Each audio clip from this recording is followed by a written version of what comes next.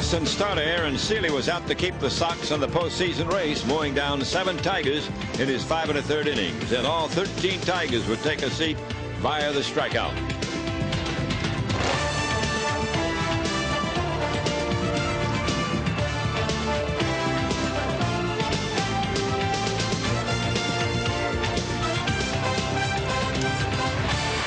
The Red Sox find themselves 5.5 games back in the wild card race and need to take advantage of the spiraling Detroiters. The Sox have been the hottest of all the wild card contenders since the All-Star break and look to make it 2 straight next.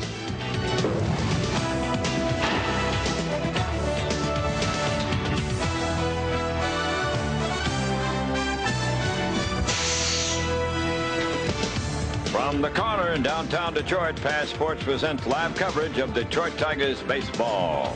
Tonight, the Tigers host Mo Vaughn and the Boston Red Sox. Second game of a 3-game series. Hi again, good lookers. Jim Price is with us. My name is Ernie Harwell. We've got a beautiful night here at the corner. The Tigers and the Bostons going at in game number 2 of the 3-game set. The Tigers now have dropped to 100 games. And they've lost their last 10, so they've got to do a little bit better. But the law of averages is with the Tigers tonight, believe me. Okay. And the Cleveland Indians are happy, I guess, Jim. They clinched that Central Division again, and they've got quite a ball club. Yeah, first time in their franchise history that they won back-to-back championships, clinching the American League Central last night. 91-59, 12 games over the Chicago White Sox, and then 17 games back the Minnesota Twins and Milwaukee and Kansas City. But that Cleveland ball club is at it once again. AL West looks like this. Texas leading Seattle by 4 games. Then Oakland and California both have dropped out, but Seattle with an outside chance still. But Texas looks awfully strong going down the wire. Well, we've got another division to talk about, the one the Tigers happen to be in, and Baltimore and the Yankees are having a little fun now. They got rained out last night, but it might be interesting if the Birds can come up with something. Well, they're going to have to make that game up as we take a look at the East right now. The Yankees lead Baltimore by 3 games. Boston 8.5 back, so it's a race between New York and Baltimore, and you know they control their own destiny because they're going to play the Yankees for the next 3 or 4 games, and Baltimore has a chance to even that score pretty quickly. The stretch run, best since All-Star break, none other than the team the Tigers are playing tonight. Boston, they really got hot there for a while, then Baltimore right behind them, Minnesota and Seattle. Now let's take a look at the American League wild card. Baltimore is leading the wild card race. Seattle 3 games back, Chicago 3.5, and this very same Boston team 5.5 games back. So anybody's choice for that wild card as it stands right now.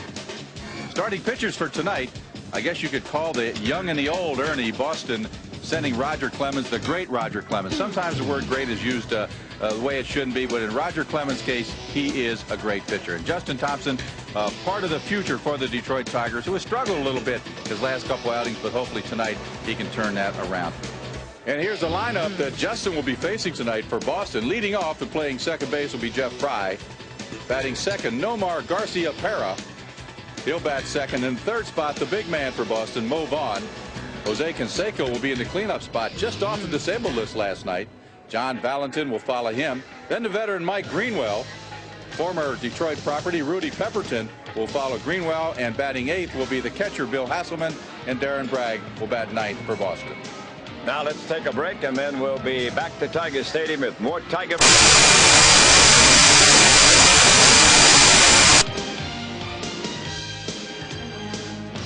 Detroit Tiger Baseball on Pass Sports, brought to you by Office Depot.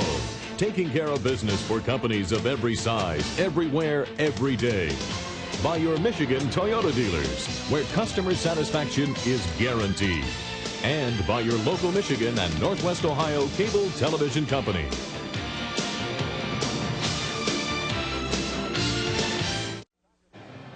Glad to have you back with us at Tiger Stadium. The Bengals have taken the field and will be ready for the Tigers tonight. Defensively, we'll start in the outfield. It'll be Higginson, Barty, and Melvin Nieves in right field. In the infield, Nevin at third, Travis at short. Trammell gets the start at second base. Tony Clark at first base behind the plate. Brad Osmus doing the pitching tonight. Justin Thompson. Justin 1-5 on the year with a 4.20 ERA. He has pitched 45 innings for the Tigers, giving up 41 hits, 21 earned runs. He has struck out 24. He has walked 24 and struck out 36. So Justin Thompson, who is looking to snap a 3-game losing streak, starting for the Tigers tonight, Ernie. And each manager has shuffled the lineup a little bit, especially Mr. Kennedy of Boston with the left-hander going. He has moved him around a lot in the batting order. Jeff Fry, the second baseman, will lead it off for the Bostons. He's hitting .296. He has 4 home runs. And we're ready to go with the game's first pitch from Thompson. And it's a ball high, ball 1.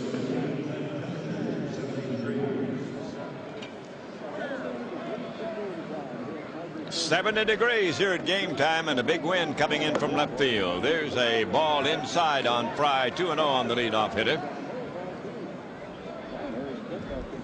There's a breeze as indicated by the batters. Strike on the inside corner. Mr. McClellan's a very deliberate call. Like the ball players, the umpires have their individual mannerisms and styles. There's a pop-up out toward the middle of the diamond. Trammell at second base makes the catch for the out. Well, Ernie, the wind tonight is blowing very similar to the way it did last night. Again, a good pitcher's win. There were a couple of fly balls hit last night that would probably have been home runs if it wasn't for the wind. And I think it's even a little stronger tonight than it was yesterday. Here are the other umpires. Tim McClellan back at the plate. Tim Cheetah at first. John Shulock at second. And Ed Hickox is behind third. Garcia Parra, the batter now, a .220 hitter. Just brought up from Pawtucket the end of last month. He takes the ball. Young man from Las Vegas, born in Whitaker, California. 23 years old. There's the skipper, Buddy Bell. Ron Oster next to him as bench coach. Here's the other side with Mr. Kennedy. Tim Johnson is his bench coach to his left, and Sammy Ellis to his right, the pitching coach. 2-0 the count. So Justin's been behind 2-0 on each of the first 2 hitters. He got the first one Fry on a pop-up. It's a strike, 2-1.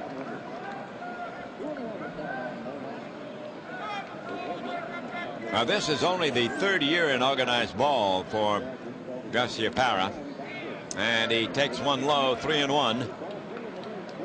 This Red Sox organization likes this young man, Ernie. He has good range, and they feel eventually be able to swing a good bat, but he attacks the ball. Fouls this one away, and the count will be full on him. 1 out, nobody on. We're in the 1st inning. The game has just started. The leadoff man Fry popped the second. Justin Thompson, the young man from Houston, Texas. There's a high foul out of play. It'll be back into the upper deck and right. In his last outing against the Yankees, he went 4 2/3 innings, but he walked 5. That was really his downfall in that ball game. Gave up 6 hits and 5 earned runs over that span. Garcia Parra takes. It's a high one. He's on with a walk.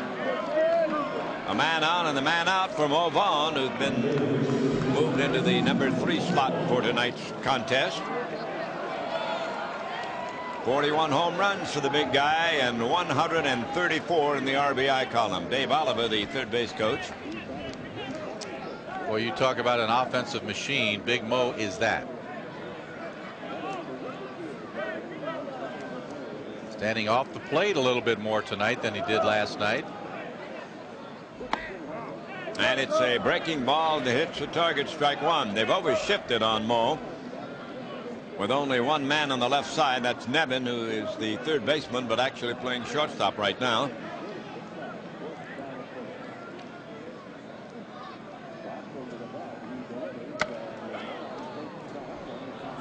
One and one, the count on Vaughn.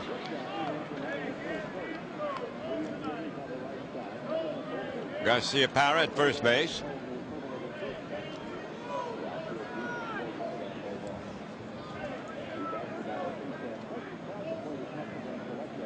See, under a normal stance for Mo Vaughn, his hands would actually be on the inside part of the plate. But as we took a look from our center field camera there, you can see how far back off the plate he is tonight against Justin Thompson, the left-hander.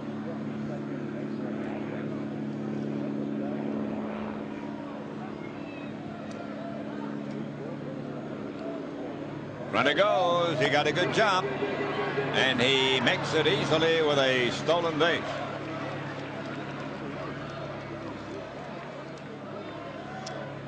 Well, he not only got a good jump, he picked the right pitch to go on, a breaking ball.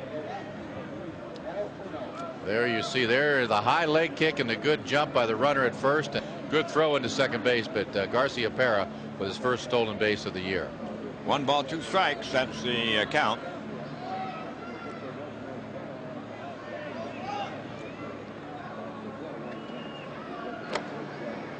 It's even on Mo, 2-2. They try to pitch Mo in tight. You notice Brad Ausmus that time move inside.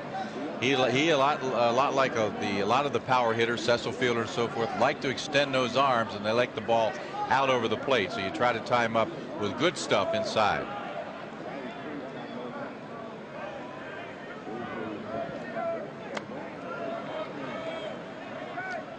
Now it's a full count, and Ausmus wants a conference with his young left-hander. Well, what you want to watch early with Justin Thompson, a young, strong kid, is that he doesn't try to overthrow. And when pitches are upstairs for the most part, he might be trying to overthrow, and Brad may be out there to try to settle him down a little bit. It's early in the ball game, and a youngster like Justin, full of pep of energy, so they want to try to settle him down a little bit.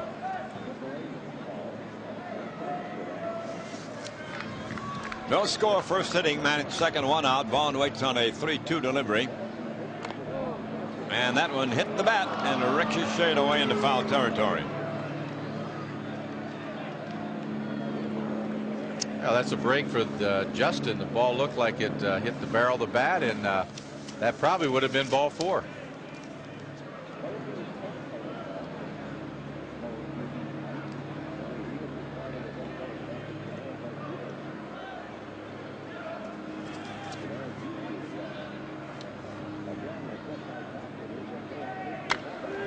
There's a shot up the middle, the glove by the shortstop Fryman, and gunned over to Tony Clark. Ordinarily that would have been a base hit, but Fryman played it perfectly.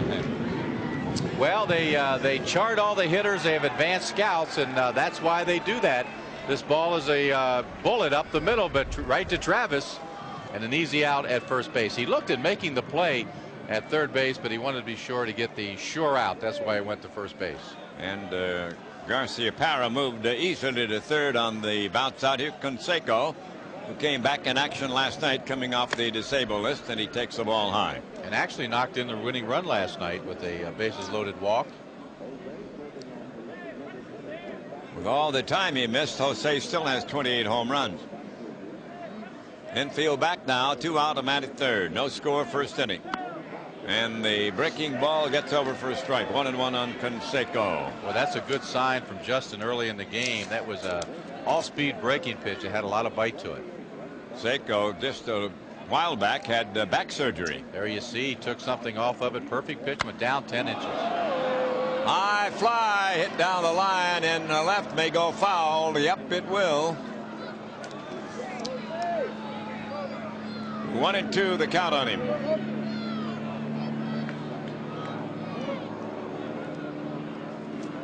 Yeah, you know, Ernie, if Canseco could have stayed healthy, hard telling what kind of numbers he could have put up throughout his career. But he's had injury problems throughout his career.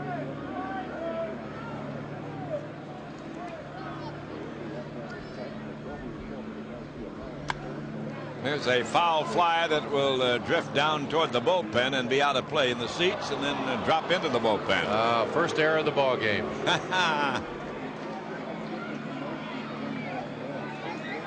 Major League Scouts did not even file a report, the Major League Scouting Bureau, when this young man played down in Miami. But Camilo Pascual found him and signed him.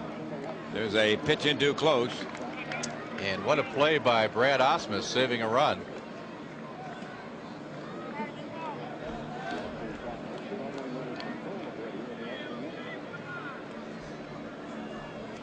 23 pitches already in this ball game for Justin. That's a lot. 2-2 pitch. He is wide, and the count is full on Canseco.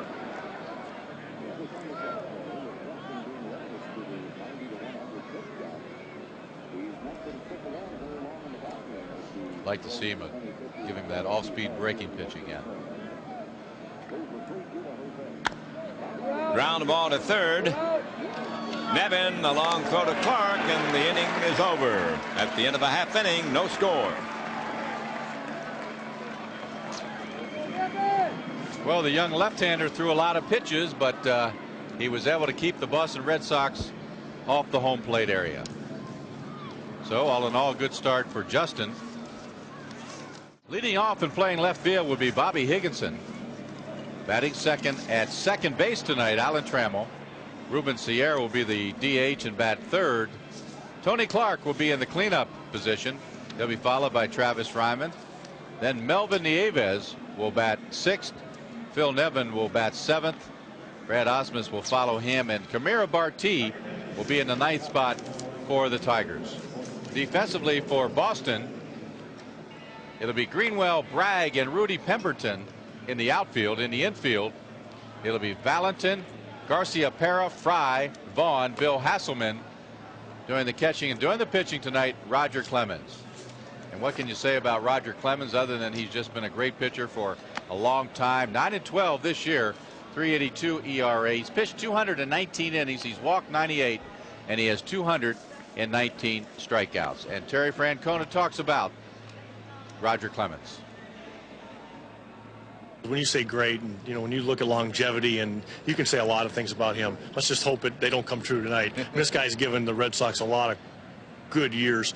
He still throws hard, probably not like he used to, but he's come up with a split finger. He's got that breaking ball. He has good command. Boy, he's really tough. He can throw in, he can throw the ball away. He's one of the better pitchers to ever pitch this, to play this game, and we're going to have to really go some. We're going to have to make him throw a lot of pitches, because sometimes the best way to beat him is to get him out of there.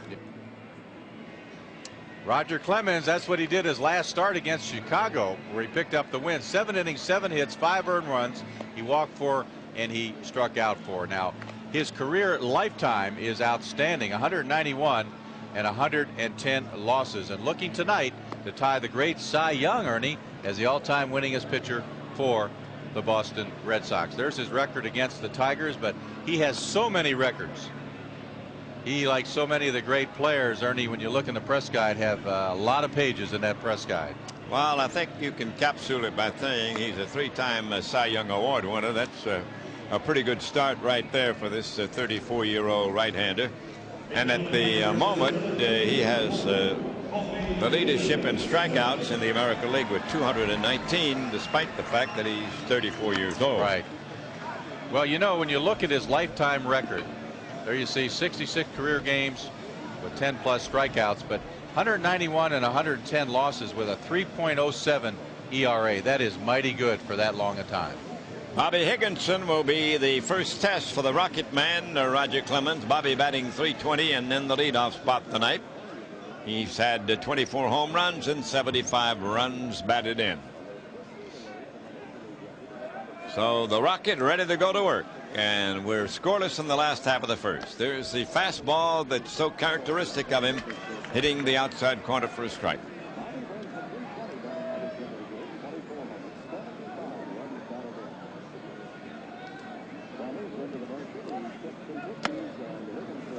In close on Bobby, and the count even 1-1. Well, Bobby Higginson back in the leadoff spot for the Tigers. No matter where Buddy puts him, he seems to doesn't bother him at all. Doesn't matter if it's 4th or 5th or 2nd or 1st.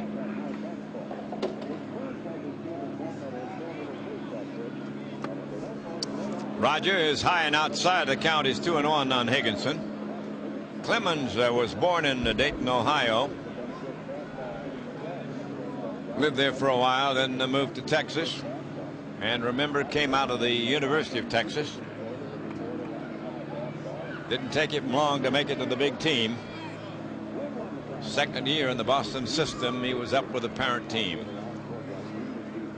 Fouled away. 2-2 the count on Higginson.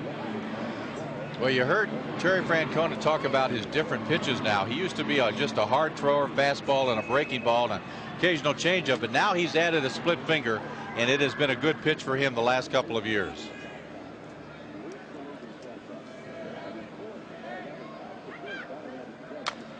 Ground ball, big hop, second baseman Fry over to Mo Vaughn, and there's one up and one down in the scoreless first inning. Alan Trammell, the Tiger veteran, is stepping in. Allen batting .231. Ernie, he's had a good career against Roger Clemens, batting .371 lifetime, 23 for 62. So one big reason he's in the lineup tonight. It's the ball on Tram, ball one. And when you think about that lifetime batting average against this great pitcher, that tells you how good a hitter Tram was, because that was during his heyday.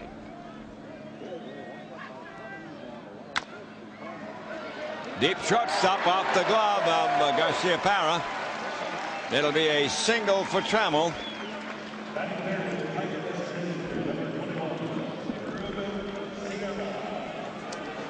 Would have been a tough play for Garcia Parra, unable to come up with it. Had that top spin on it, but the ball would have been in the hole, and he'd had a throw on the run, which would have been a difficult play with Tram getting on first base with a base hit.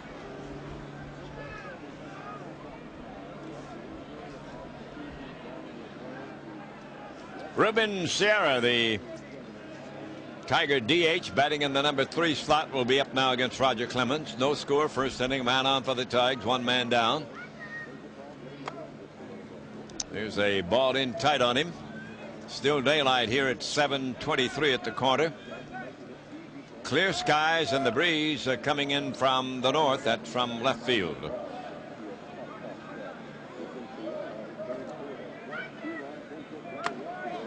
Moved him back 2-0 on Ruben.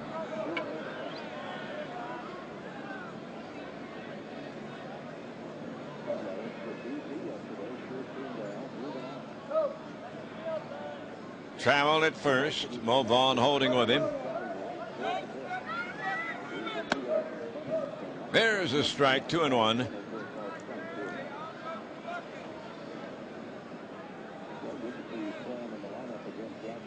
Good fastball on the outside part of the plate to Sierra.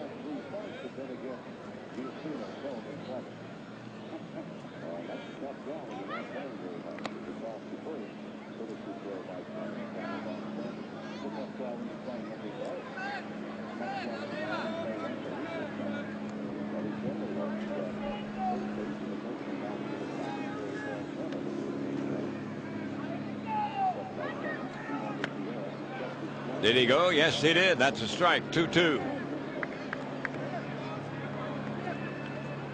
Ruben with a pinch hit last night to drive in 2 runs. In fact, that tied the ball game up at that junction of the game.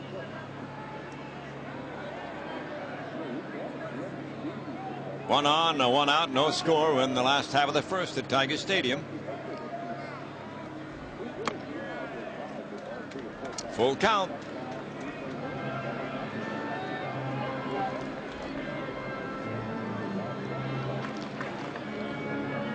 Tony Clark.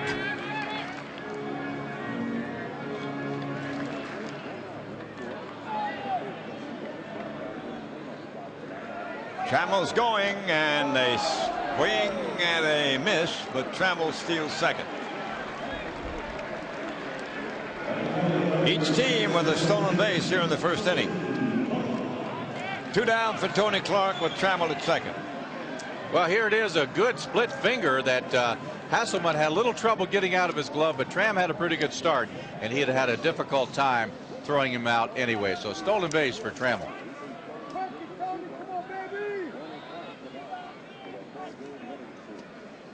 .246 hitter Tony Clark. Say he's got a good split finger tonight. That's the pitch we talk about as we take a look at the rankings of the Rocket. Number 1 in strikeouts, 5th in innings pitched, 3rd batting average against him, and ERA 7th, the 3.82. Roger Clemens. 1-1 they count on Tony Clark. Now he becomes a free agent at the end of the year, talking about Roger Clemens. So this possibly could be the last time Tiger fans here in Detroit will see Roger Clemens. He may end up in Houston or someplace closer to home, Ernie. Quite likely. Tony waiting, 1-1 delivery. Hits the target. 1 ball, 2 strikes on Tony Clark. Looking at the spot where his home run went out on Sunday, right there. A mighty blast.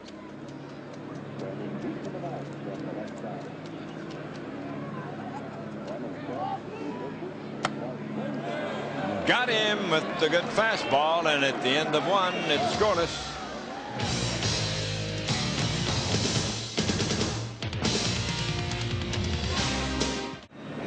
Terry Francona talked about the kids in all the strikeouts.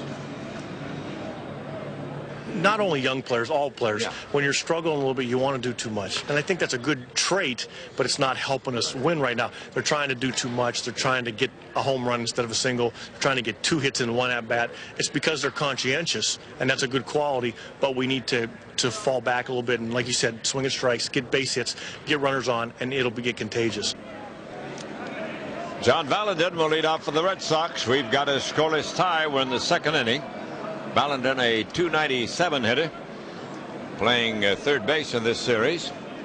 And Justin Thompson goes to work in the 2nd. Delivers a strike. After Valentin, it'll be Mike Greenwell and then Rudy Pemberton. Strike 2. He's gotten the first 2 into the strike zone. Another good year for Valentin.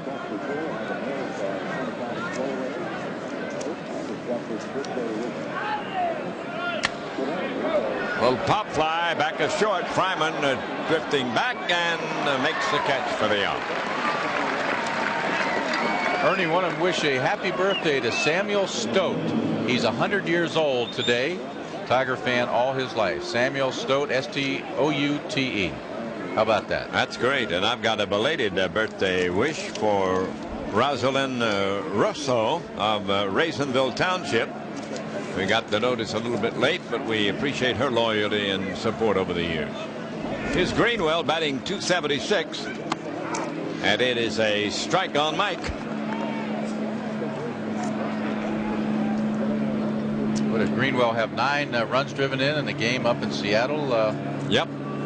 Just after he got Pretty off good the production. disabled list. Yeah, pretty good week for most people. 2 strikes the count on him. Take a look at this last pitch, the cut fastball. Boy, perfect location. Great angle from Justin that time. And he got him with a hook down and away. That's the first strikeout for young Mr. Thompson. Now we'll see a former Tiger, Rudy Pemberton. He was with the Tigers. Boy, that back was in '95. That was a great curveball as we take a look at it on supervision. And I'm talking about a nasty curveball. It went down 10 inches, and that was a quick breaker. 6 straight strikes thrown by Justin this inning. Rudy batting at .333 in his short stay with Boston. No home runs, 4 runs batted in. They brought him up from Pawtucket, where he batted at .326. Had been to Oklahoma City for a while in the Texas system. There's a strike called. Boy, he's got a great curveball tonight. Pemberton, you may remember, was the outfielder for the Tigers in their 1995 opening day. And he takes a wide one, 2-1 from Justin.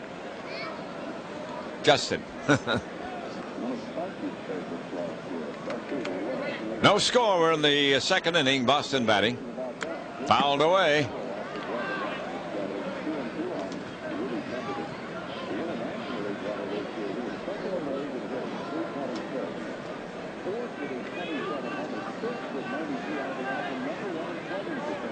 Justin walked the man in the opening inning. He got all the way to 3rd, didn't score. Wide to Pemberton. Full count.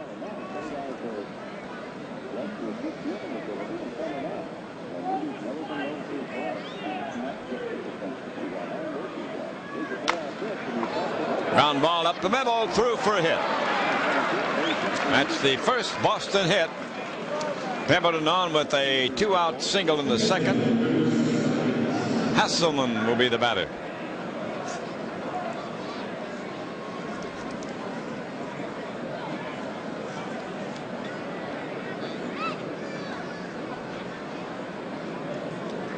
Totals even now. No runs, 1 hit, no errors on each side. We're in the second inning.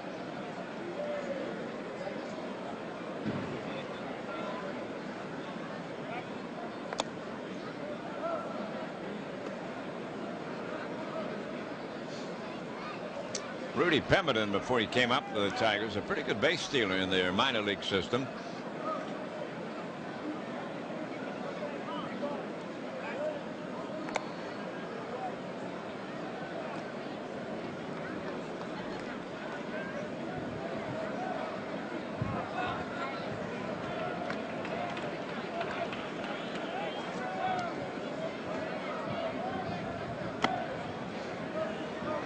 Strike called on Hasselman.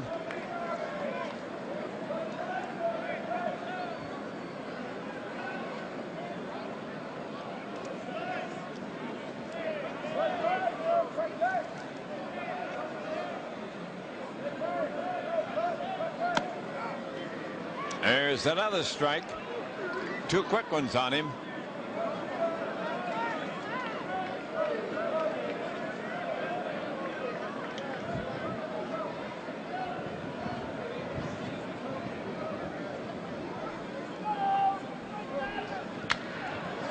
Ground ball left side, base hit. Pemberton checks in and holds at second. Well, that's a no-no. Ahead in the count, 0-2, and a fastball out over the plate. Brad Osmus had called for a fastball, but he wanted it inside. He wanted to move him off the plate a little bit, but Brad out now talking to Justin about that last pitch. That's a no-no. Now look where the ball is. You saw where Brad was. Out over the plate. You young pitchers out there, when you're ahead in the count, it's in your favor. Don't give in to the hitter. Work the hitter. 2 on, 2 out for the Red Sox. Game scoreless, second inning. Darren Bragg, who led off in last night's game, batting number 9 in this one, hitting .263.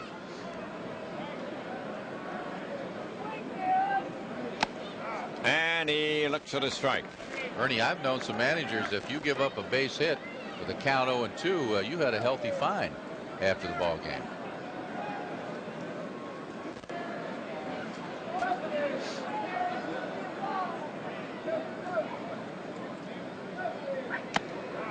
And it's in there again. 2 quick strikes. Well, I think what has happened, because they've taken a lot of fastballs, is he's established that curveball already. And, you know, they can see from the bench what's been going on, and the guys that have seen it are coming back and say, boy, you better be ready. He's got a nasty breaking ball tonight. Well, let's see what it'll get now. It's strike 2. Fouled away.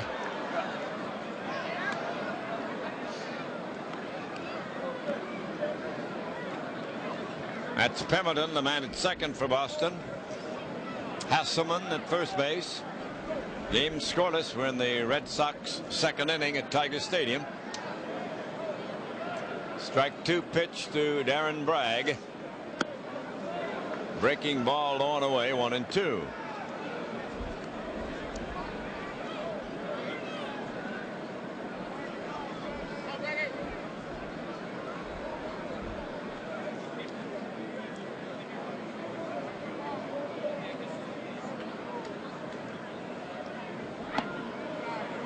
Missed with the fastball, 2-2. Yeah, this is the pitch he wants to get him on. He doesn't want to go to 3-2 where the runners will be off with the pitch. Here is the pitch he wants.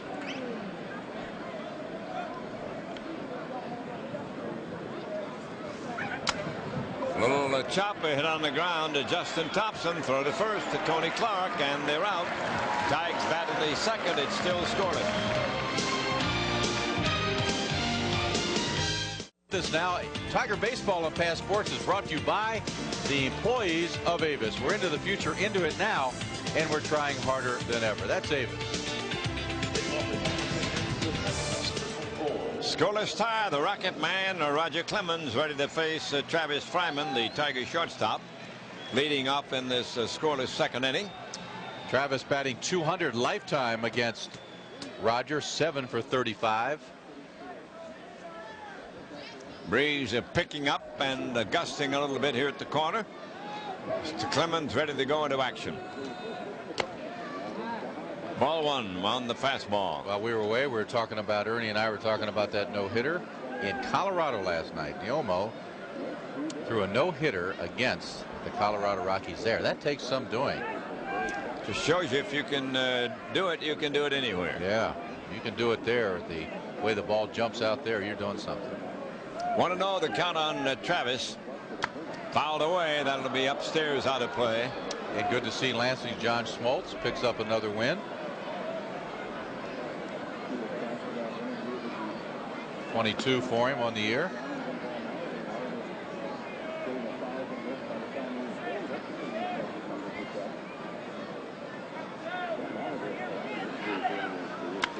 Another foul out of play. He didn't get around on that fastball.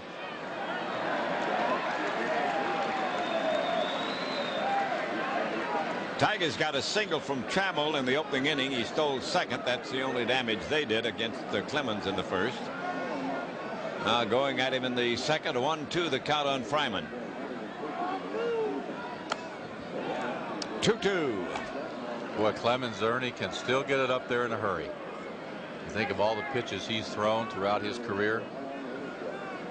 Not too many years ago, he flirted with the 300 mark in strikeouts. There's a swing and a miss. The ball gets away from Hasselman. He throws to first. Devon in time to complete the strikeout. Well, 3 strikeouts in a row now for Roger Clemens. He got Sierra, Clark, and now Travis to lead off the second inning. Melvin Nieves will be the batter. Boy, I tell you, I couldn't tell. Apparently that ball just bounced away from Hasselman. Travis went too far.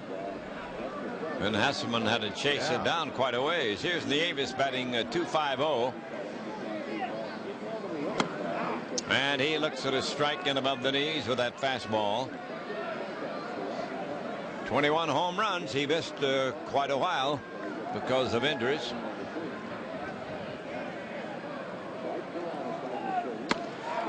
Well, strike two. Ernie, you know how we like to talk about the positive. When you look at Tony Clark, who is a 30-plus home run man, Melvin, if he stays healthy, is a 30-plus home run man.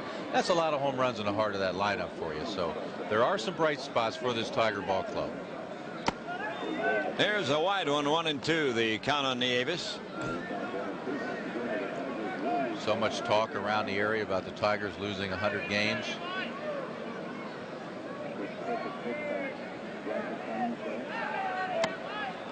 He hits the strike zone, and he stood there like the house by the side of the road. And what's that one go by? 4 in a row. Yep. Chalk up number 4. Another fastball. Melvin takes it. Looks like it had a large part of the plate.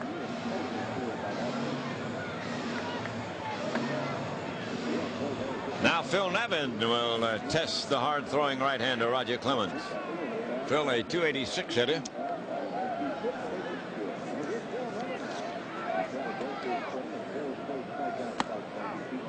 He's throwing strikes.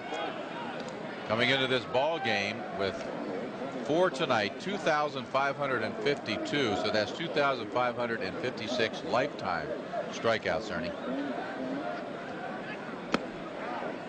There's another one. He's got 2 quick ones on the Nevin. He's really in the groove right now. 2 down, nobody on. Game scoreless. Tigers second inning.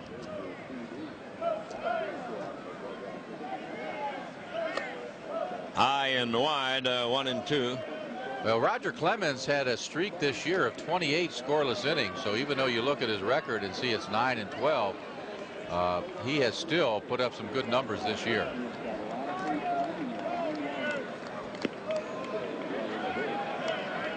Two, the count on Nevin.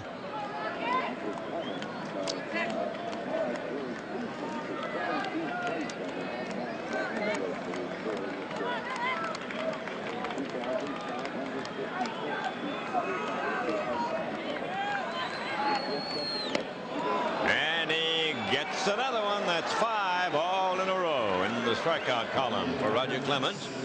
At the end of 2, the game scoreless. Welcome back, everybody. Tiger Baseball at Pass Sports is brought to you by Ford. Think Ford first. Right now, get as low as 2.9% financing or cash back up to $2,000 on selected vehicles at your 31 Metro Detroit Ford dealers. And Tiger Baseball at Pass Sports is brought to you by Gaylord, golf mecca of the Midwest. 21 incredible courses, 1 beautiful location. That's Gaylord. Well, the young left-hander and the veteran right-hander tied up here in a 0-0 duel. We're in the 3rd inning. Fry leads off for the Red Sox. Justin Thompson delivers his hook across to start him off with a strike. Fry popped to Trammell at second base to start the game. Boston with 2 hits, the Tigers with 1.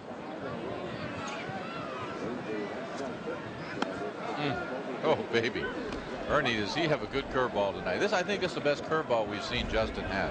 He's got 2 quick strikes on him.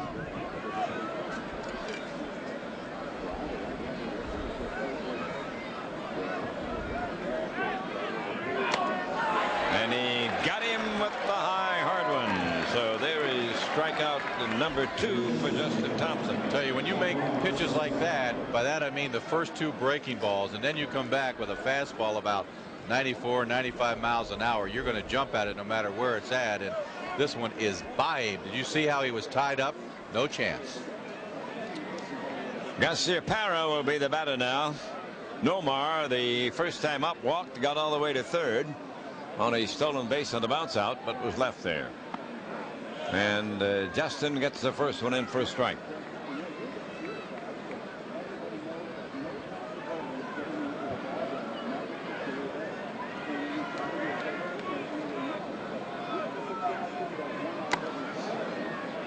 One and one, the count on him.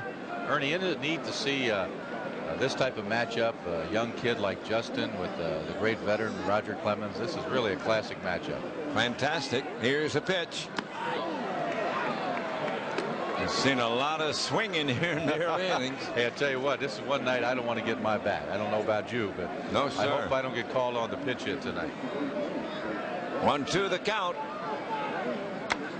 Fly ball lofted into right center. Barty backs up and gloves it for out number 2.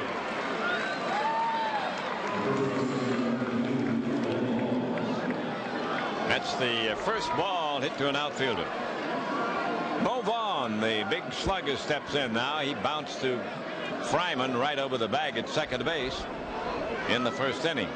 Fryman's going to station himself farther over on the right field side of second right now with nobody on. There's a ground ball hit towards second.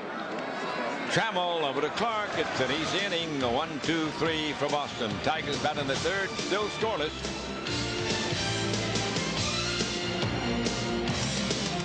Welcome back, everybody. The news from the front office is brought to you by Office Depot, taking care of business for companies of every size, everywhere, every day. And we talked about this a little bit earlier.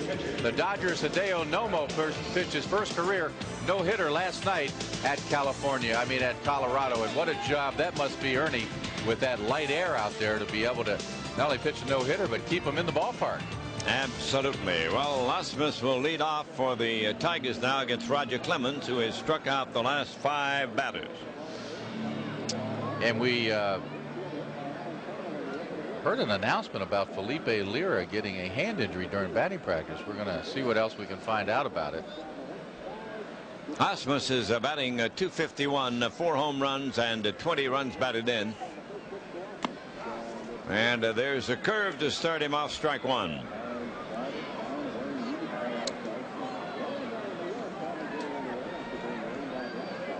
Last night, 1 for 2, couple walks, scored a run. Swings through the fastball, 2 strikes on him.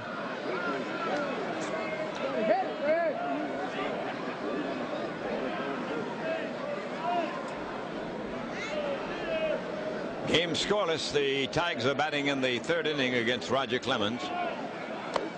High and wide. 1-2 on Brad Ausmus.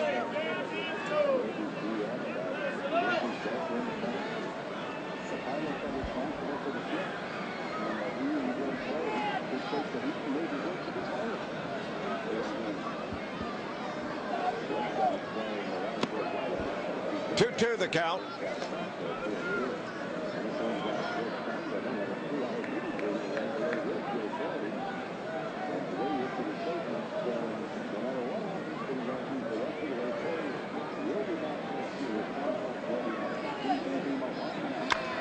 Fouled away. That will be upstairs on the first base side.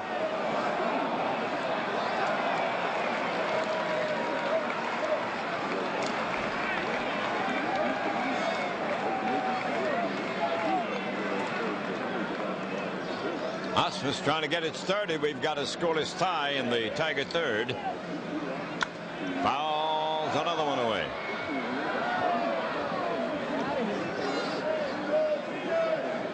Second to bat.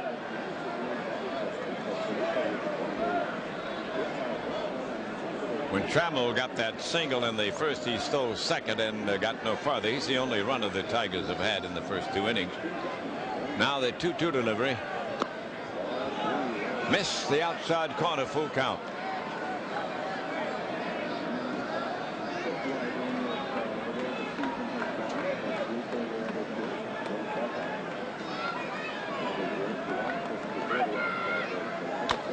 Ground ball to short. Garcia Parra flips it over to Vaughn, and there's one down. And it was announced today that the Tigers have signed a player development contract with the West Michigan Whitecaps, Ernie. I know that was rumored to happen, and I know the Tigers are thrilled with that arrangement. Vice President of Baseball Operations, General Manager Randy Smith, talked about the arrangement. And I think everybody here with the Tiger family and all our folks with the Whitecaps are very happy with that new relationship with the Tigers, Ernie. Yes, sir. Barty at the plate hitting 272, and he looks at a strike. Rogers getting that first strike over with a regularity here in the early going at Tiger Stadium. Barty with 1 home run this year and 14 runs batted in. 1-1 the count on him. It'll sure be nice for the Tiger fans to watch some of these young kids come up through the organization. They have tremendous fan support. Nice facility. You've seen that facility, haven't you? Great ballpark up there and a lot of loyal fans. There's a strike called. He took the fastball through the heart of the plate. 1-2 on Barty. Valentin backs up at third. He was in close, looking for the bunt possibility from Camara.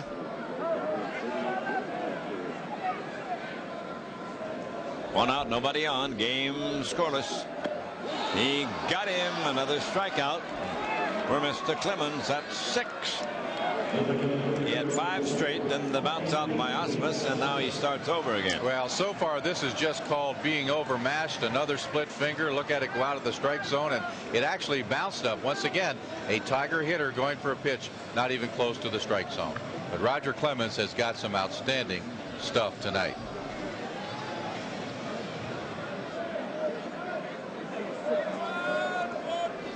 Leadoff man Bobby Higginson coming up for the second time around. In the first inning, he bounced to second to Fry.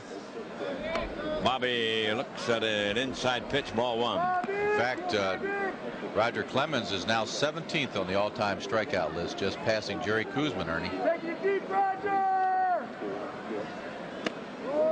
1-1 on Higginson.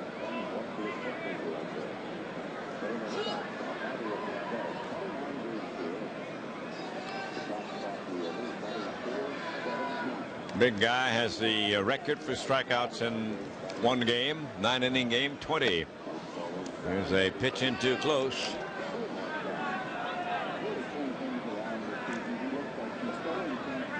Two and one the count on Bobby. 2 out, nobody on, no score.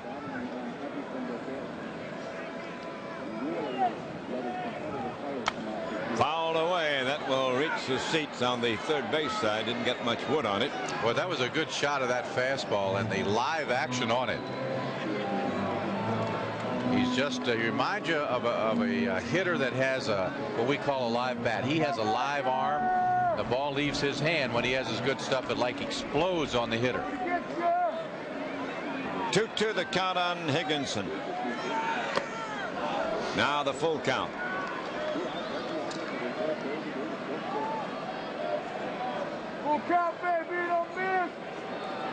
Alan Trammell, the only Tiger with a hit, waiting on deck. 3-2 pitch. Fouled away. Mark Lewis not at the ballpark. Remember, he was hit in the back of the head last night.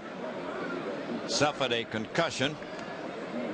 He's staying home. We want to wish him the best. Hope he's back in action real soon. We sure do. He is a tough egg, and he is missed here at Tiger Stadium tonight.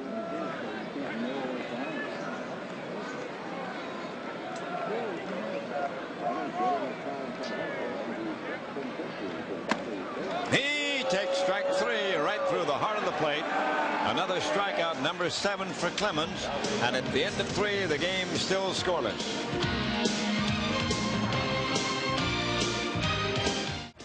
Well, it has been a dandy. Justin Thompson matching pitches with the veteran Roger Clemens. It's 0-0 as we go to the 4th inning, and Jose Canseco are back on the active list last night. Will lead off for the Bostons in the 4th. First time up, he bounced to 3rd. And he takes the ball low. And they have the Canseco shift on. 3 infielders on the left side. Nevin, Fryman, and Trammell now all on the left side of the infield. High fly ball hit deep to right. The Avies are going back, looking at the fence, and makes a catch right in front of the barrier. It was close. I tell you what, I was watching Canseco, and I think he thought that was out of here because he went into his home run trot. We were telling you about the wind. The wind definitely knocked this ball down as we take a look at Nieves going back, and catches it with a lot of room to spare, partner. Yeah. Another look at it. It almost got that overhang, but under normal conditions, that ball would have been trouble. Look at the big guy. He thinks it's out of here. Look, I told you, he went into the home run trot right away. There's a high foul off the bat of Valendon in the seats in right field for a strike. Well, that's one thing you can't do, go into that trot until you're sure it's out of here, right? No runs, 2 hits for Boston. No runs, 1 hit for the Tigers. We're in the 4th inning at Tiger Stadium. There's a line drive to center. Here comes Barty, but he's got to play this one on 1 hop. A single for Valendon. Boy, I tell you what, 3rd Boston hit. I love that aggressiveness of Kamira Barty. He thinks everything hit out there he can make the play on, and he put the brakes on, but he has a lot of confidence out there. This is a line shot. Kamira at first thinks he can make the play. You see him? And then he says, no way a guy can make it. But boy, I love that aggressiveness by Kamira Barty. Here's Greenwell, who struck out in the 2nd against Justin Thompson. Justin's had a couple of strikeouts. He's walked 1. Mound allowed 3 hits, all of them singles. Closing in on Frank Malzones. You remember Frank? Absolutely. 3rd sacker. Big curve over. Tell you, that curveball is good against right-handers, let alone left-handers. I tell you, Mike Greenwell froze on this one, but look, it went down 11 inches.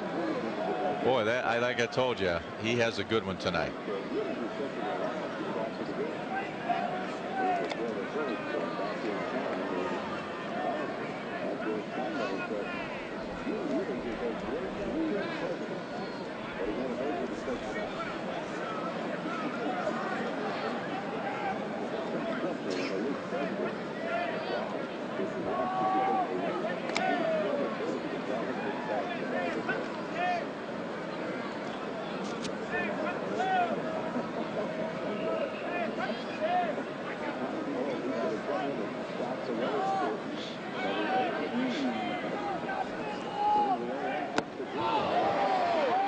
It's a hook for strike 2 on Greenwell. Well, that'll give you an idea how good his curveball is tonight. I think Greenwell was looking for the curveball and still unable to hit it.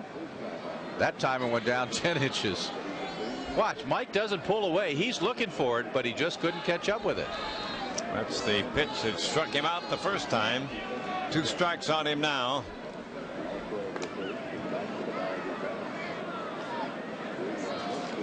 Boston got a man all the way to third. The Tigers have had a man only as far as second base so far. But the bottom line is that neither team has scored. Strike 2 pitch to Greenwell. Fastball onto the hands, 1-2.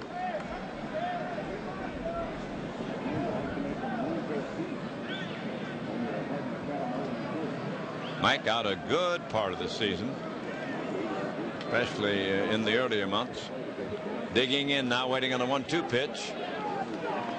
Fouled away.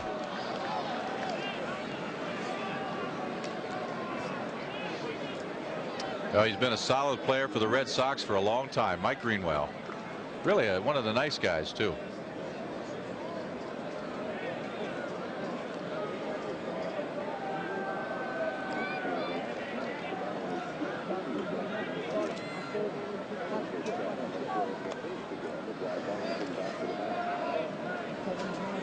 Trying to keep Valentin close over there in this 1-out situation. Well, Game scoreless. He got ahead in the count. He came inside with the fastball. Watch Osmus, and you see where he goes, and it'll give you an indication. They're going to try the fastball again inside.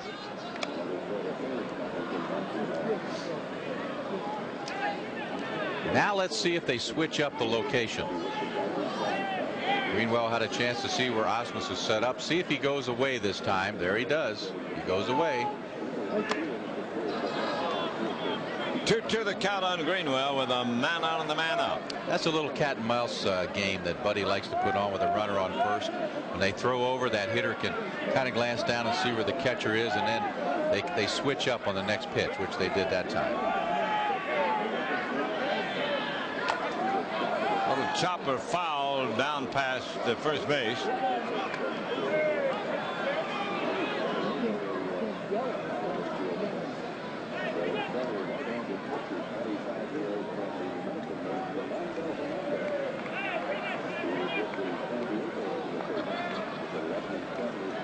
Still 2-2 on Greenwell, a man out and the man out, game scoreless.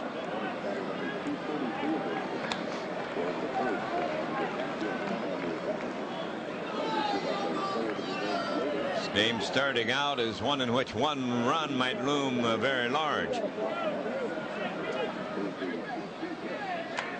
Fouled away. That's another curve.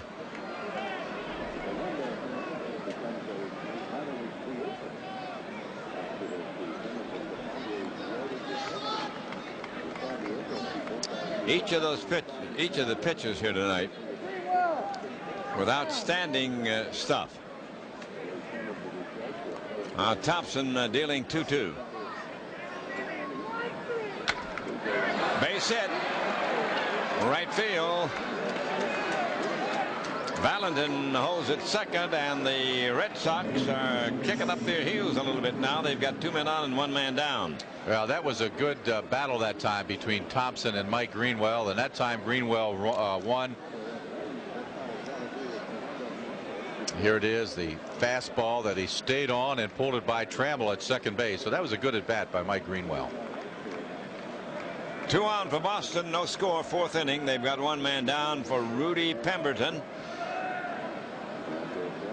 Rudy just brought up from Pawtucket. Had a single his first time at bat. He takes a curve outside from Thompson.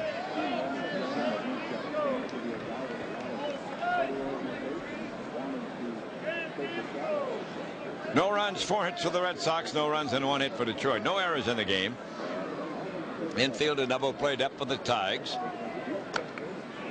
And it's 2-0. And Osmus wants to go out and talk with his pitcher. Talking about fastballs, Johnny Bench was catching Jerry Arrigo at Cincinnati, and Arrigo was pitching against the Dodgers, wanted to throw fastballs all the time, and Bench kept signaling for curves, and Arrigo wouldn't throw him. He wanted to throw the fastball, and he finally, Johnny said, okay, go ahead and throw your fastball. He reached up and caught it with his bare hand. Put him in his place. Boy, you're not kidding. That tells you what type of fastball he had, huh?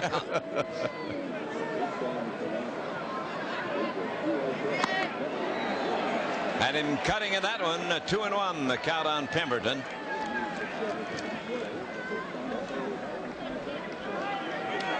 Fastball that time away from Pemberton, probably out of the strike zone just a little bit, but good velocity on it.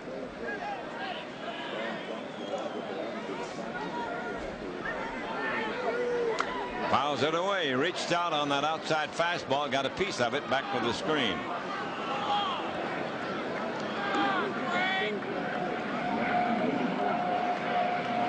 Here the runners at second base, it's Valentin, and at first base it's Greenwell. Pemberton out of the Dominican Republic, signed by the Tigers as a free agent. Came through their system. Before he left, there's a foul out of play. Brad Osmus with the ball bounced back, and Brad threw it right back up there in the upper deck. Brad was telling us before the game, I'm going to do that. The guys in the upper deck, he said, never get a baseball from anybody. And I'm going to go upper deck tonight. And he did it. Yeah, he did. Remember when Darnell Coles did it? Yeah. In another situation. Yes. The 2-2 pitch. Pemberton, it's a little soft fly down the line. Maybe trouble. Dropping in for a base hit. Valentin racing around third. He's coming home. They throw to second. Does not get Pemberton. It gets away from travel, and rounding third and coming home is Greenwell, and on to third goes Pemberton, and the Red Sox have a 2-0 lead over the Tigers here in the fourth. Well, that's too bad, because that was a good pitch in on the hands of Pemberton, and he was able to bloop it down the right field line in no man's land, and a couple runs scored on a ball that nobody had a chance to catch. Here you see Tony Clark, Melvin Nieves going over. Now Nieves will throw it into second base. The ball will hit the runner Pemberton and get away from him, and that will allow the second run to score. Mike Greenwell scoring on that play. So it'll be scored as a hit, 1 RBI, an error to the right fielder, Nieves for the errant throw. And they pitch to Bill Hasselman as a ball high. The Tigers bring their infield in. Man at third, 1 out for Boston. They've got a 2-0 lead.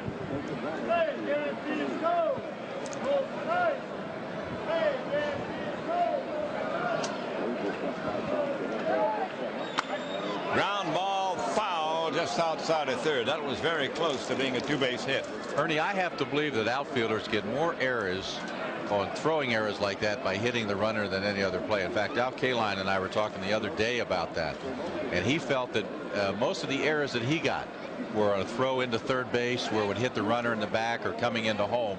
And that's really kind of unfortunate, because a lot of times, as Ernie cleans up his scorecard, a lot of times they're good throws, and they pay the penalty for making a good throw. And that throw from Nieves was not that all of a bad throw. It just happened to hit the runner, but it was on the area that you want it to be. Right. The penalty always goes to the outfielder, though. Are you okay, partner? I'm fine. I get your towel. Spilled water. At least it wasn't Coke or something sticky. But it is still wet, believe me. First time you've ever done that, isn't it? First time in a couple of days. There's a cut and a miss. 1-2 on Hasselman. Good curve that time from Justin.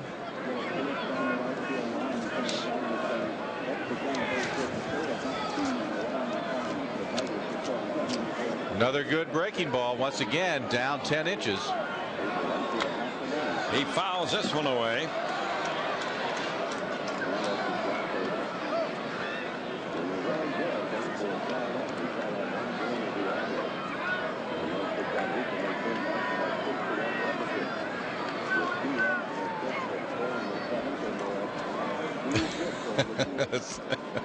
You can use my scorecard. Oh, I'm okay. I'll make it. Here's the pitch. Just missed the outside corner with that one.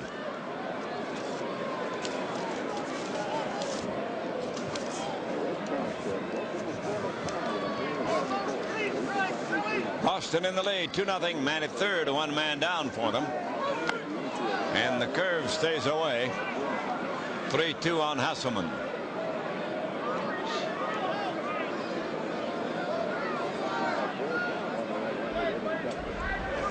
That's the man at third, Pemberton. Justin Thompson at times will throw two different type curveballs. That last one was one that he tries to throw straight over the top. It has more down action. He also throws another one that has some down action and also goes into the right-handed hitter. There's a base hit to right through the drawn-in infield. Boston gets its third run and ups its lead to 3-0 here in the fourth inning. 4 straight base hits off young Mr. Thompson. And that'll bring out the pitching coach Rick Adair to talk to Justin. Well, that's always a hitter's dream with the infield in and one down, a runner at third. All the angles are opened up to you. Just have to hit it sharply and you can usually punch it through there just like Hasselman did. Jim, the Tiger outfielders have made an unusual number of errors. I don't have the total, but for instance Nieves has made 12. And a lot of them that have been here and gone have made their share too of errors before they left. They really have. You saw that pitch, that last pitch that Hasselman hit. It was a fastball away. Didn't try to pull it and hit it by Trammell at second base. Now it'll be Bragg, the number 9 hitter, coming to bat. With a man at first, 1 out, 3-0 lead for the Boston Red Sox. They've picked up all 3 here in the fourth inning of Jason Thompson. And the big curve is down and away. Ball 1.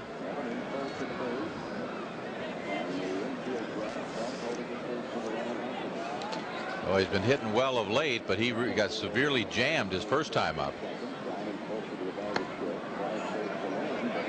2-0 the count on Bragg.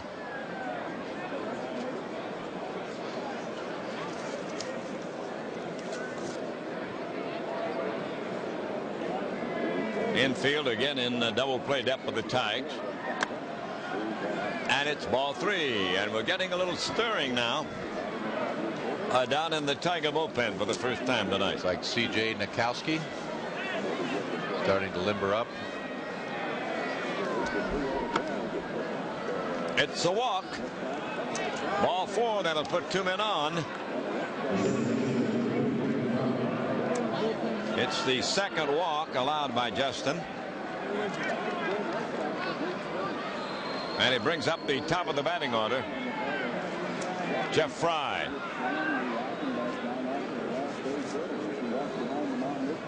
Fry up for the 3rd time. The first 2 times he popped the second and then struck out.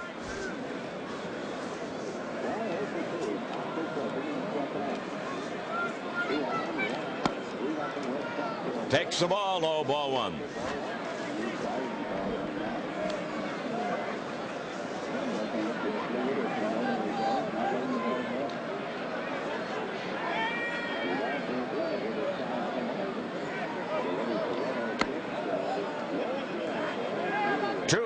And Osmus is going to walk the ball back to his pitcher. Well, this has been a tough inning for the youngster. He got Canseco on that long drive to right center, and then after that 4 straight base hits and then another walk. The big blow that Texas League double down the right field line, Ernie. Off the bat of Pemberton. That was the one. It wasn't hit very well, but it got in. There's a strike call. 2-1.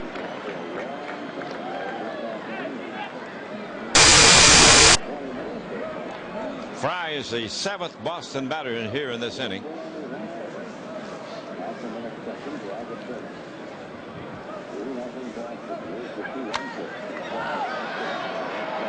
There's a pop-up into the infield. The infield fly rule called. Trammell puts it away.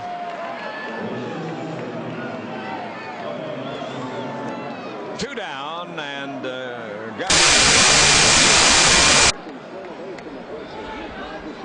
he has walked and flied to center.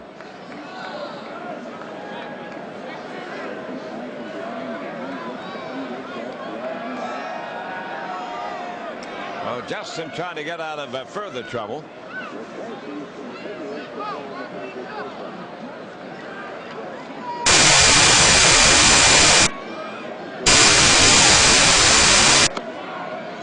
It's a strike called. He got the outside corner above the knees. Boston 3, Tigers nothing. Boston batting in the 4th. Trying to get some more with 2 on and 2 out.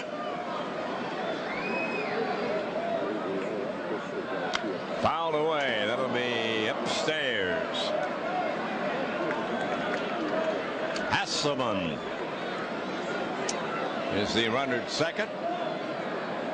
Bragg's the runner at first base.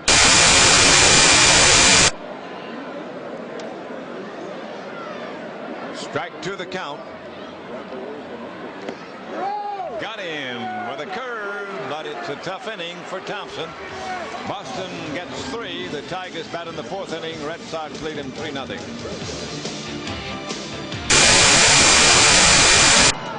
There's the skipper, Buddy Bell, with Ron Oster as bench coach.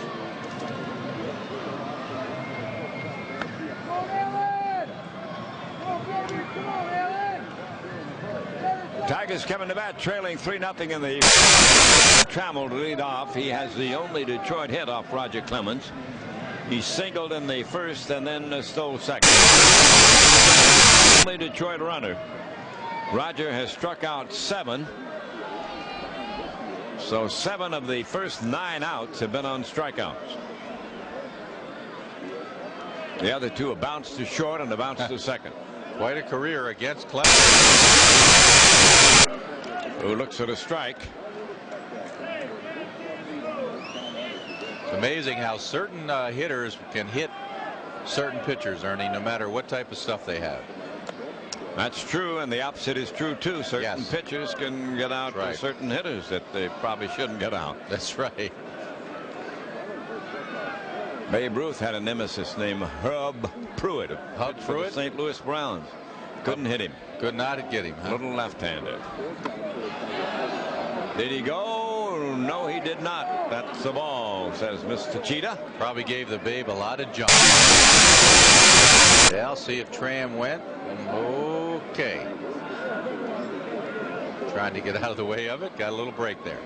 2-1 the count on the Tiger veteran. A chopper hit the second. Fry fires to Vaughn. In time, he got him.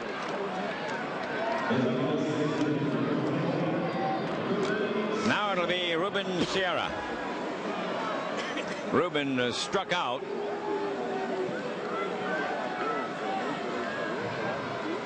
This is his second time at bat.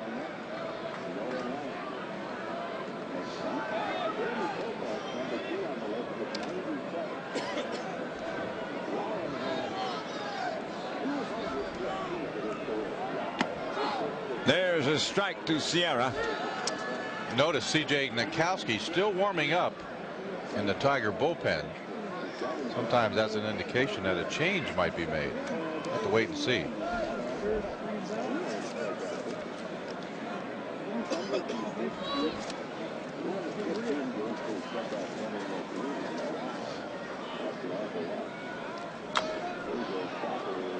Little chop foul on the ground down toward first base.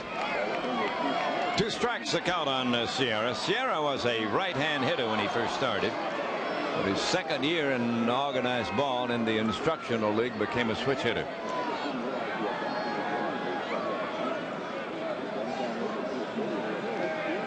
Two strikes. High and wide of 1 and 2. 3 runs, 6 hits, no errors for Boston. Detroit, no runs, 1 hit and 1 error. We're in the 4th inning at Tiger Stadium.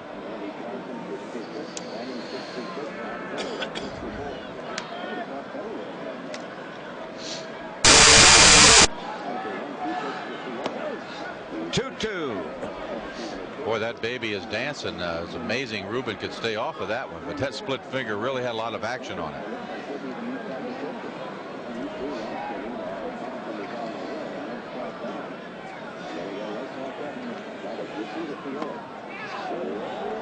Wide again, full count. Clemens missing that outside corner. Well, what's he going to give him now, Jim? I think he'll probably challenge him with the old fastball.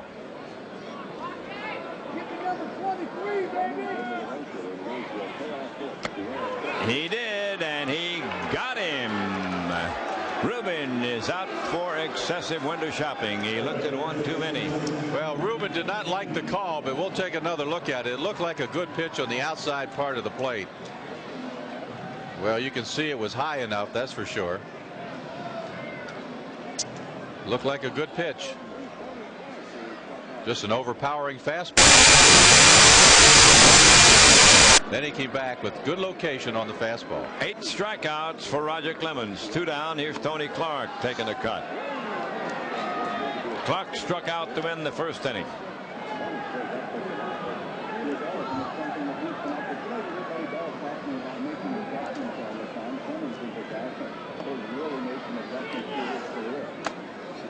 There's a high one, 1-1.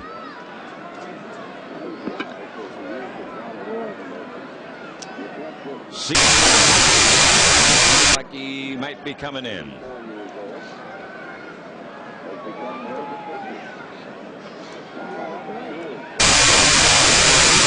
Out. Fouled away. 1-2 on Tony Clark.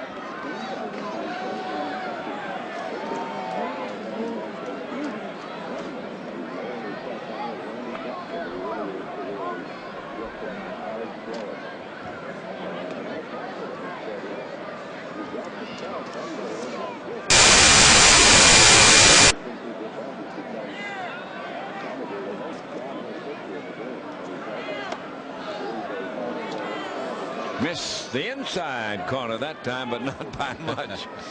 That was close. I'll tell you what, all his pitches have been, if they miss, they're not missing by much. And there's a lot of action on his fastball tonight and split finger. 2-2 count, 2 out, nobody on. And another strike. Mr. Clemens as he continues to mow down the Detroit hitters. At the end of 4, Boston on top, 3-0. Well, Big Ten football action coming your way this Saturday at 10:30. It's the Michigan State Spartans playing Louisville. So the Spartans in action against the Louisville Cardinal. That's 10:30 on Saturday night. C.J. Nikowski takes over for Thompson. C.J. 2-3 in the year with a high ERA. He has only pitched 32 and struck out 29. He last pitched the 13th of this month against Baltimore. He went 2 2/3 innings. He gave up a couple hits. He walked 3 and he struck out 2. And here's the big man he'll be facing, Big Mo. Look at the rankings by Big Mo. 326 average in 10th place, 40-run home runs at 6th, 134 runs driven in 3rd, and 191 hits 4th. What a year for offense, Ernie. Mo is 0 for 2 tonight against the starting pitcher Thompson. Now faces Christopher John Nikowski. Here in the 5th inning, Boston on top 3-0. They've overshifted again against Mo Vaughn. I wonder if it goes through his mind just to push one down towards 3rd. You know, if he thinks about it at all up there. Here's a 1-0 delivery, and he hits one that way, but it's bobbled by Nevin, and he picks it up in time to get Mo Vaughn. I started to write down 6-3, but really it's 5-3. Yep, that's where it's got to be. He was a third baseman, but he was really over there at the shortstop post. Here comes Canseco, who's gone 0 for 2. He bounced to 3rd and hit a long fly to right. Well, the ball was hit so hard right at Phil. Nevin moved over at shortstop. No problem getting Mo at first base. Nikowski gets his first man, now pitches to Canseco, who takes an inside fastball. Had to move the family from Havana, Cuba. Canseco was about a year old. There's a pitch in for a strike. Had a twin brother that played a little bit. Now I understand he's an agent. Huh? Oh, is he? Yeah, that's the easy way out, isn't it now?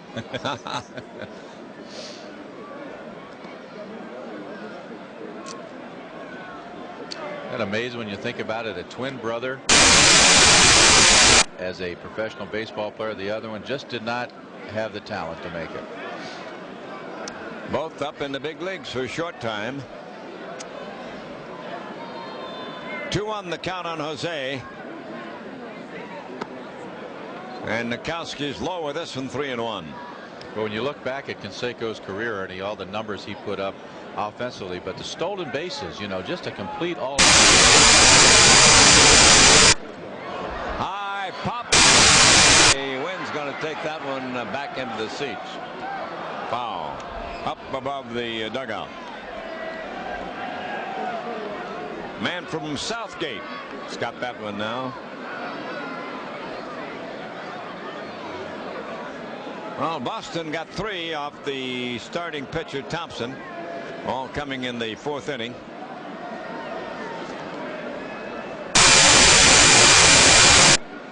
Pemberton followed by the error. Throwing error by right fielder Nieves. Canseco. There's a drive up the gap in left center. Higginson goes over, plays it on the hop, and it's a long single for Canseco. The 7th Boston hit.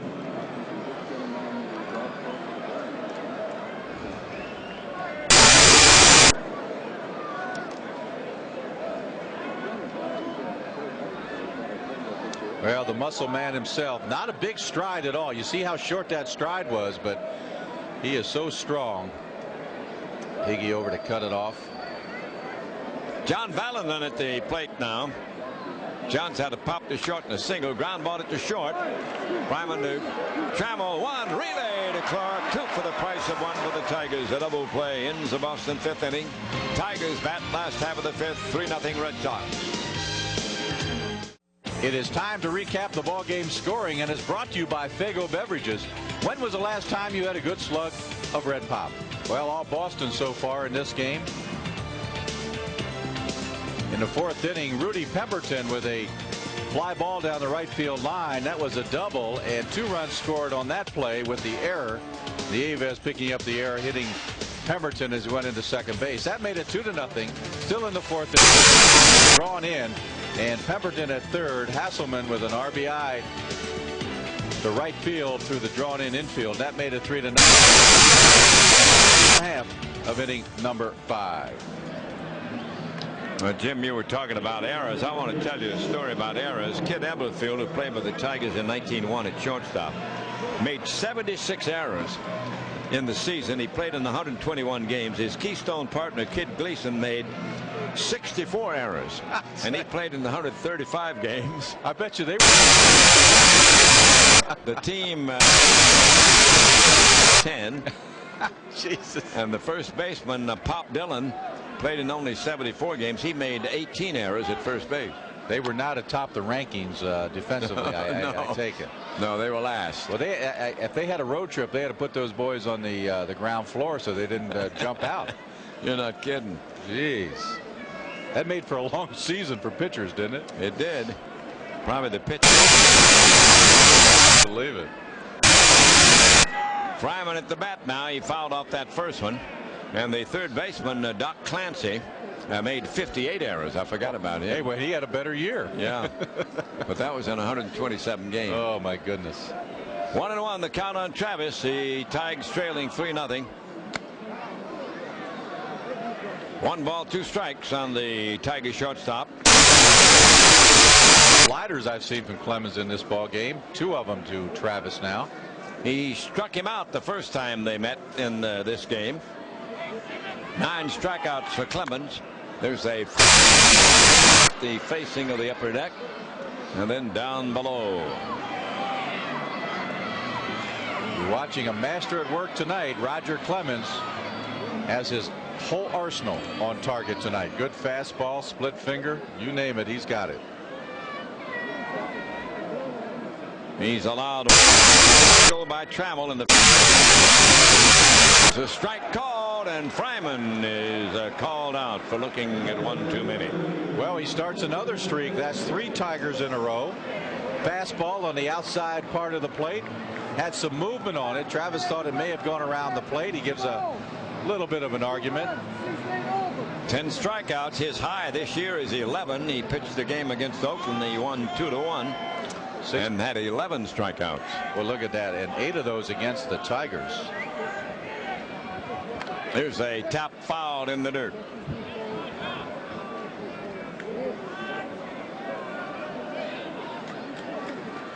Melvin Nieves, he struck out in the second inning. Oh. 2 strikes. I'll tell you, Ernie, I haven't seen this good of stuff in a long time from a pitcher. Everything he's throwing up there is exploding. Movement is late, tough for the hitters to pick up. Catch. Off the mid of Hasselman, 1-2 now.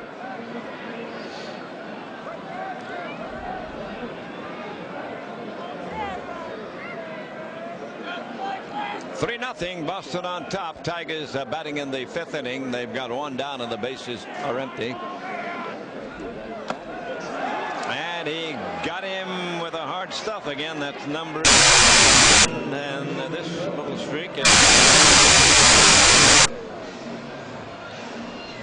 Well, he's making it look easy. The fastball about belt high right down the middle. Once again, Tiger batter swings right through the pitch. Now watch how late he was. Did you see where the ball was when he swung? Even with him. That gives you an idea how hard Clemens is throwing tonight. Here's Phil Nevin. He struck out his first time. And he's swinging, strike 1.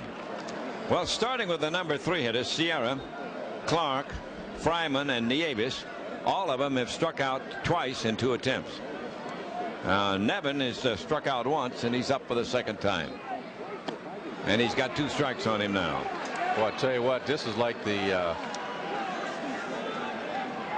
man. Just overpowering these guys. Split finger, watch it drop, not near the strike zone. 2 strikes to count on him. He fouls this one away.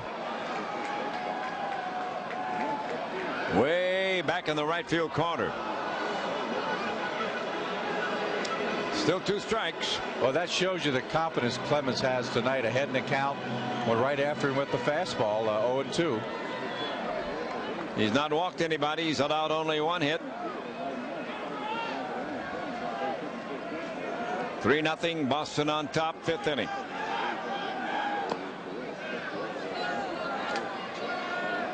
One ball, 2 strikes on Phil Nevin.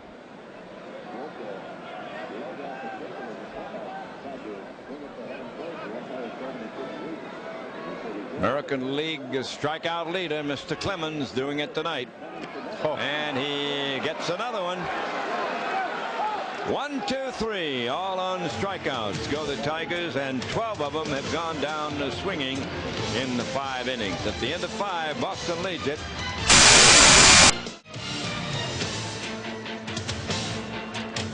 Beautiful moon over Motown. 3-7-0 for Boston. The Tigers with only 1 base hit against Roger Clemens, who has been spectacular here tonight at Tiger Stadium.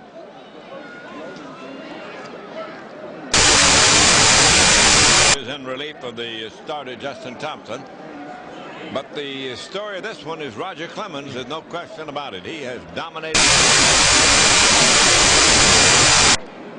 Mike Greenwell will lead off against the Tiger left-hander.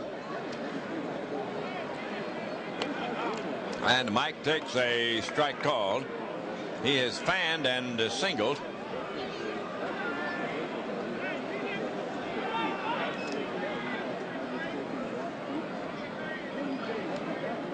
Kowski, young man from New York State. As Greenwell swinging and missing 2 strikes. Greenwell unhappy with himself, going after the bad pitch. There it is, a cut fastball or a slider way out of the strike zone. And the former Cincinnati pitcher delivers outside. 1-2. He makes his home now in Pennsylvania in Milford, but is a native of the state of New York. Here's the 1-2 pitch. It's the wide one, 2-2 on Greenwell.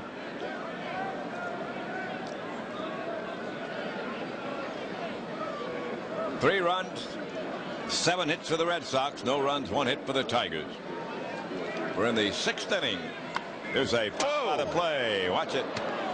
Baby, I thought it had us. Getting closer and closer. Oh. Partner, I had you all the way. I was bailing out to the right. Every man for themselves tonight, baby. You're not kidding. Man the lifeboats. 2-2 count. Oh, baby. It's a full count.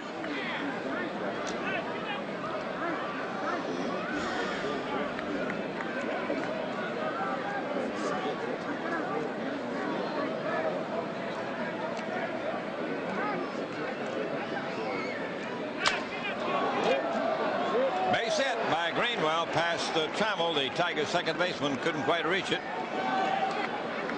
Mike gets his second hit of the night. And the next two batters are both hitters who have 2 hits apiece. Pemberton and then Hasselman to follow him. Pemberton has had a single and a double.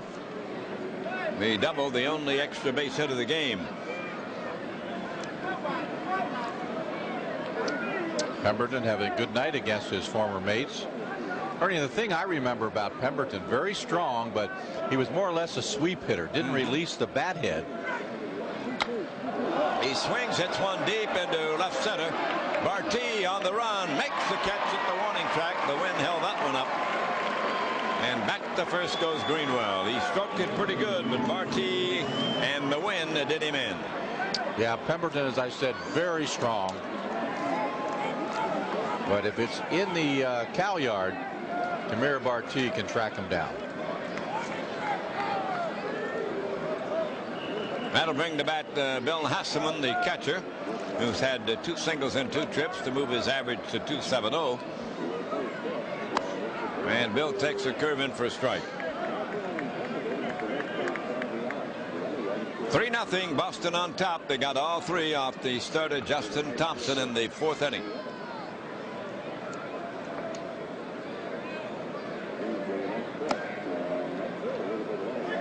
That's outside and low, 1-1. You look back on the game, Ernie, that bloop double by Pemberton. If he doesn't get that bloop double, it might have been a different ball game for the Tigers, and Justin might still be in there. Could be very different. Here's a fly ball at the right. The Avies going back to the warning track will put it away. A couple of outfield outs after the leadoff single, and now we see the 9th man in the batting order. For Mr. Kevin Kennedy, it'll be Darren Bragg, who has bounced to the pitcher and drawn a base on balls.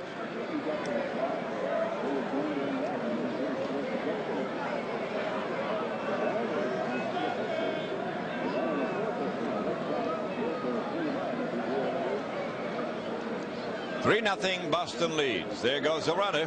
Big jump. Here's Osler's throw. It won't be in time. He's got a steal.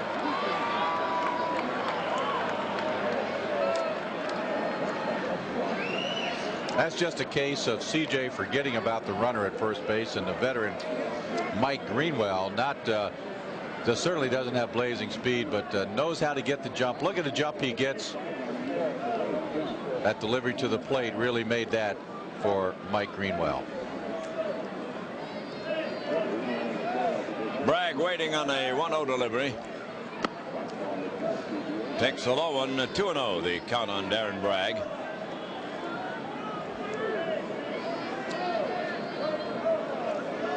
Another Georgia Tech product, and out on deck is the leadoff man Fry.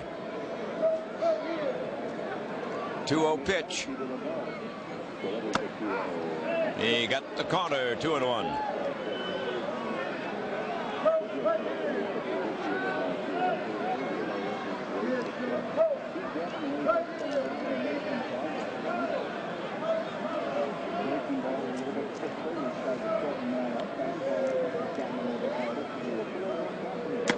He's wide with this one. 3-1 the count.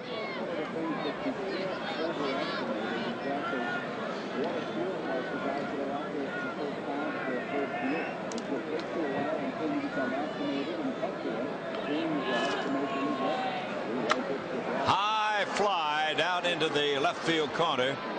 Higginson chases and makes the catch. At the end of 5.5, Red Sox 3, Tigers nothing.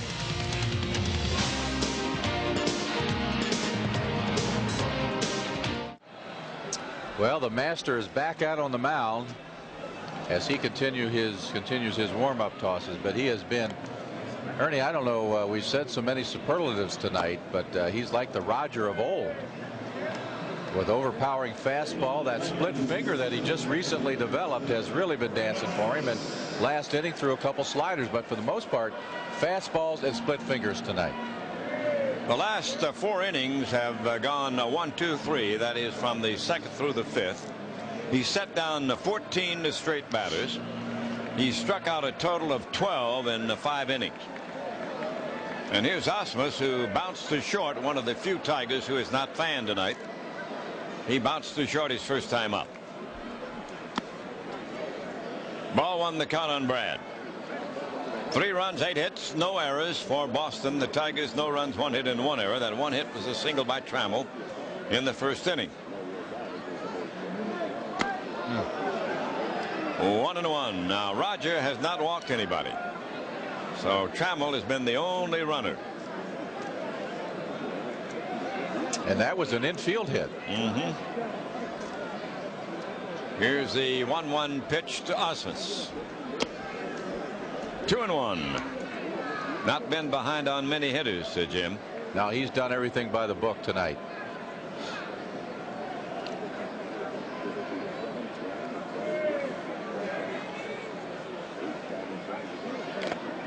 Fouled away off the foot of the catcher, Hasselman. 2-2. Up until now, this is a video that Roger Clemens would love to keep in his library, because, you know, Ernie, even in his heyday, I'm just trying to think when he could have been even better than he has been tonight. Well, that 20 strikeouts against Seattle, I guess, might have been a little bit better. Right. But who knows? He may top that tonight. You can never tell.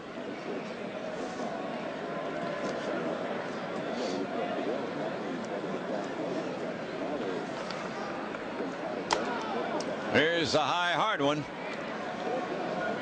And one of the few full counts we've seen with Clemens on the mound tonight.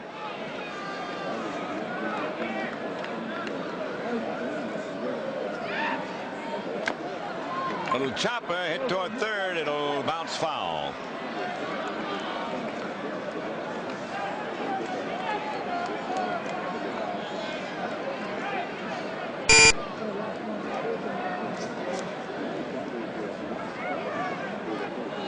Tell you, the only thing you can try to do against a pitcher like this that is throwing so hard is, you know, choke up a little bit, shorten your stroke, tell yourself to be a little bit quicker.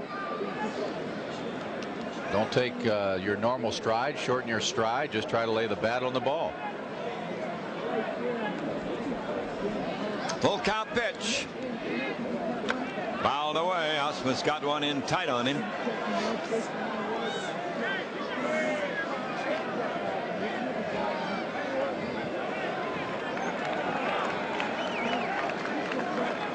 Clemens ratio per game to lead the league. Well, those two, Kevin Appiah and Roger. There's a looping drive to left, a base hit.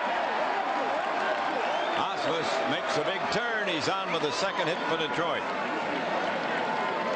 Well, that stops the streak of 14 straight that Clemens had retired since that first inning single by Trammell. Well, Osmus had time, another good at bat. Didn't hit the ball hard, but as Ernie said, he looped it into left field for a base hit. Osmus and Trammell are the only Tigers who have not struck out against Clemens. Barty at the plate, and the third baseman Ballenden in close. The runner goes, and it will be a steal for Osmus on a strike. Second time tonight, Hasselman had a problem getting the ball out of his glove. Now, Hasselman is certainly not one of the better throwers. He relies on a quick release and accuracy. Well, each time the Tigers have had a man on, they've had a steal of second base. Yeah, well, I think that's because of Hasselman. Double trouble, Kamira Barty last night, 2 for 3, a double, a single, and also a sacrifice bunt. 3-0 Boston in the lead. The Tigers for the second time tonight have a man at second base. They have not had one any farther than second.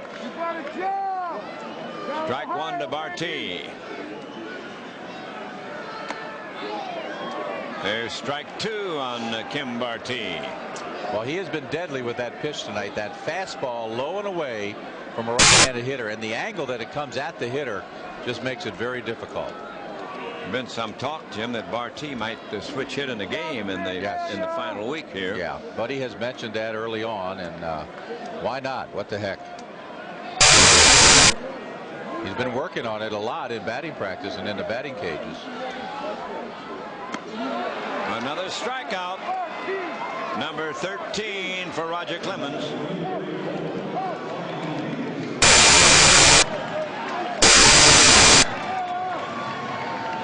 Well, another strikeout for Roger. Once again, the split finger. You see that baby dance? Now remember, it looks like a fastball until it gets right in front of the plate, and then it dips out of the strike zone. Bobby Higginson. I was going to say, Ernie, that pitch used to be called a forkball. Now it's a split finger.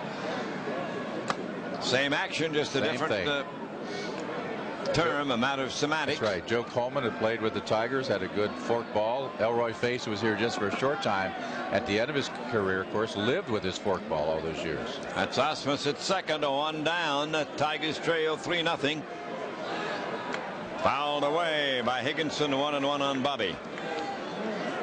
Bobby batting in the cleanup spot tonight.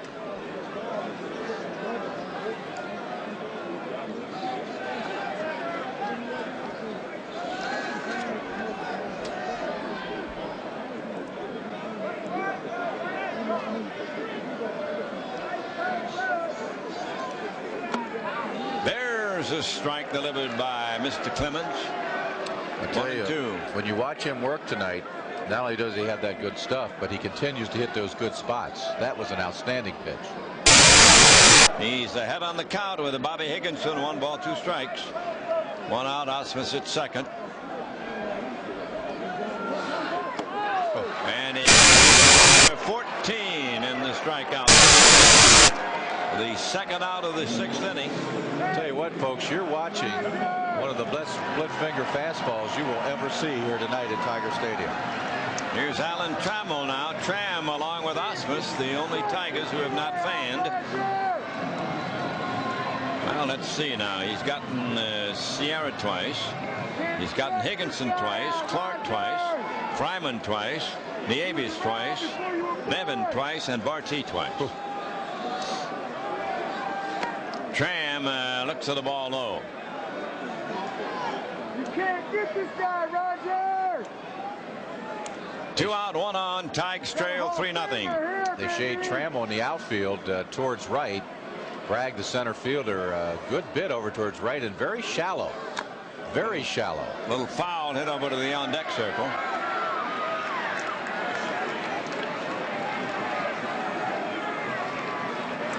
Take a look at Bragg over to the right and very shallow for Alan Trammell. Left fielder Greenwell shallow and Pemberton in right. 1-1. They count on Tram. Trying to keep it going in the Tigers 6th inning. Clemens delivers wide at 2-1. Ain't got no juice left, buddy.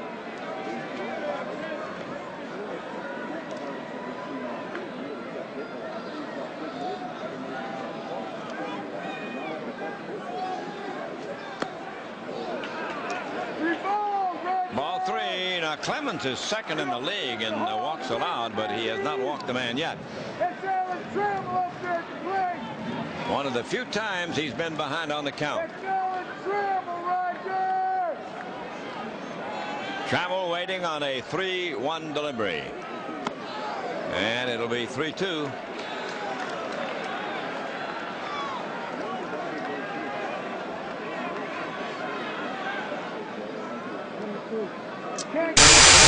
A split finger on a 3-1 right down the middle. Let's see that again. Looked like Halloween. Yeah. What is that? Now Tram digging in on the 3-2 delivery. Fouls it away. I told you.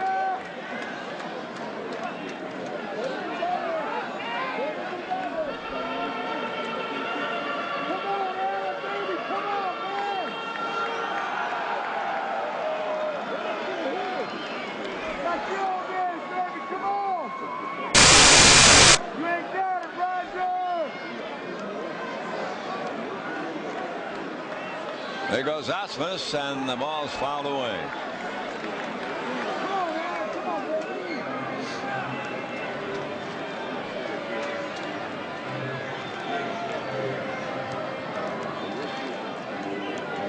Oh, Chamel's given him more trouble than just about anybody. Yes, he has. In fact, his whole career he's giving Clemens as much trouble probably as anybody has.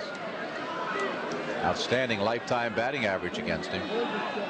Allen waiting on 3-2 from the Rocket. Come on, baby, come on now! Strikeout. He got number 15, victimizing Allen Trammell. He strikes out the side with a single among them. No runs and 1 hit, 1 man left. We go to the 7th inning. Boston 3, Detroit nothing. Roger Clemens' last strikeout. Look at the catcher and watch the target, and you watch the pitch.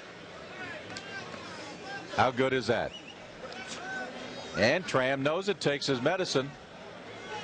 Boy, that is just another outstanding pitch. He continues to hit that corner, blowing away against right-handers. Don't forget now, coming up Thursday, September 26th at 7:30, it's preseason hockey. The Red Wings against, you got it, the New Jersey Devils, only on Pass Sports. That's Thursday, September 26th at 7:30. The Wings and the Devils. 7th inning. The Boston lead it 3-0. Steve Fry will lead it off for the visitors.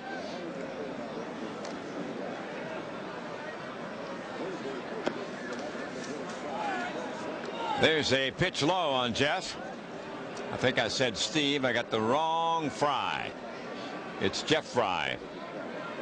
He's 0 for 3 for the night.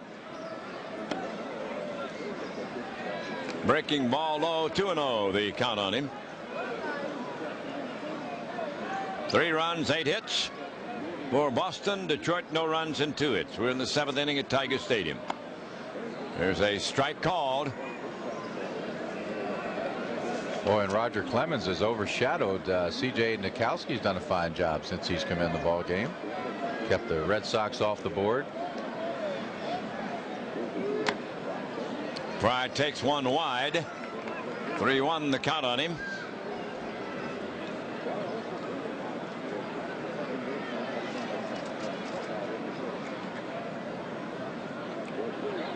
He walked him. It's a leadoff walk for Jeff Fry. It's the first walk allowed by C.J. Garcia Parra will be the batter.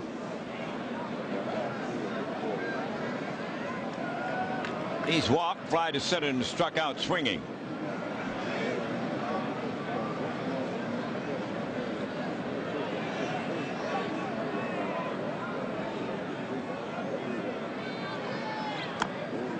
It's the ball outside. Boston got all 3 runs in this game in the 4th inning. A 1-out single by Valentin, and Greenville singled him to second. Pemberton got the key hit, a little flare that dropped into short right field for a double. And when Nieves threw the ball away, 2 runs were able to score. Pemberton took third, and then he scored on a single by Hasselman. It's the ball outside on Garcia Parra.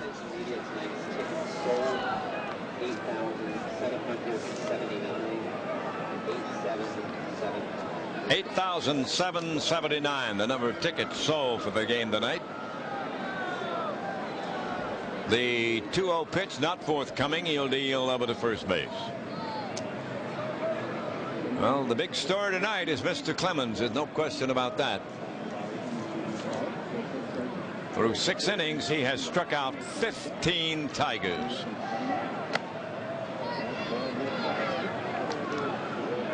Three and 0 the count now on Garcia Parra.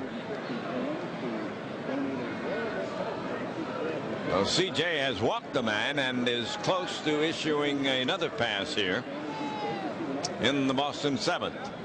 And he delivers it high, so that's back-to-back walks to start the 7th inning for Boston.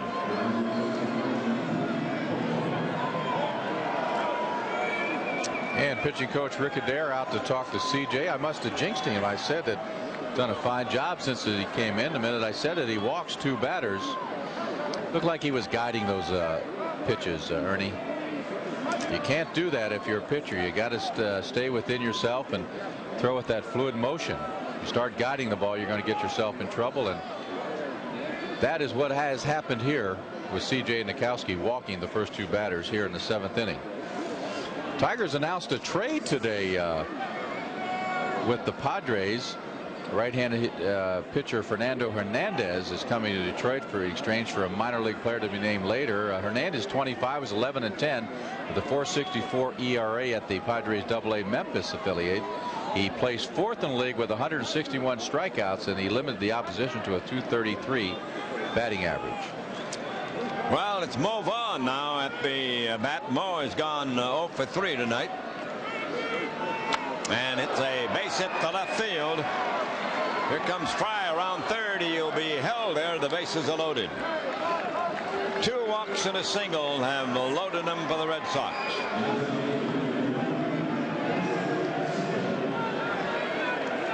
Little surprise that the third base coach held up Jeff Fry. You know, Boston showing respect for Higgy's arms, but arm in the outfield, but that ball was pretty deep by the time he picked it up, and Fry with good speed. Mo jumps on the first pitch, line drive to left field. Now watch where Higgy gets it. That's pretty deep by the time he gets the ball. And again, Jeff Fry held up at third base. Higgy with the throw in to Phil Nevin, the cutoff man. So that will bring to bat Canseco with the bases loaded. He's had a bounce to third, a fly to right, and a single.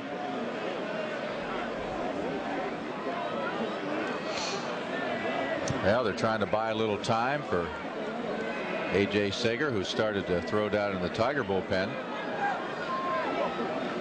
Boy, 2 walks and a base hit, and just like that, bases loaded, nobody out.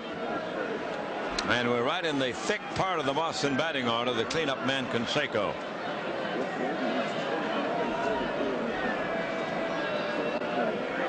Mo Vaughn's single was the 9th Boston hit. Here comes Buddy Bell out, and he'll be calling for the right-hander.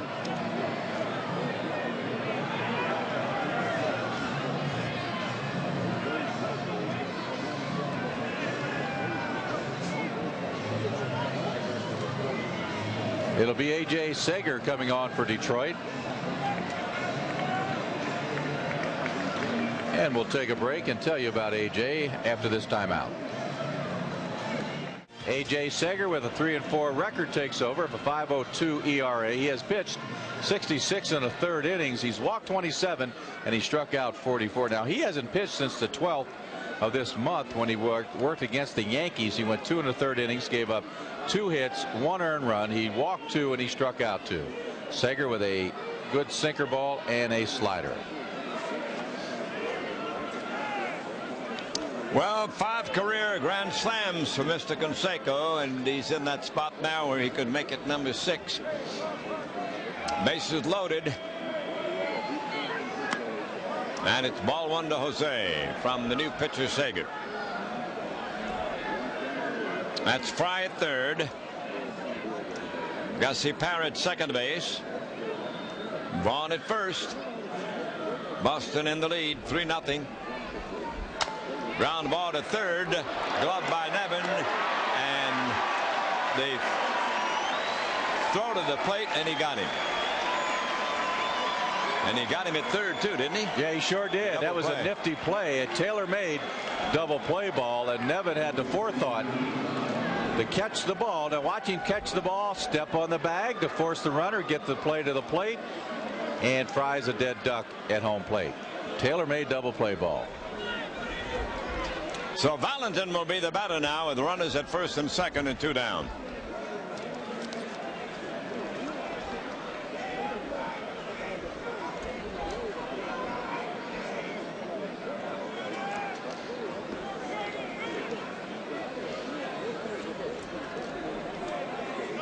He looks at a strike call. So Mr. Sager got 2 in a hurry, Jim. Boy, he sure did. That's that sinker ball. able to get Canseco to hit the ball on the ground perfectly to Nevin at third. Easy double play.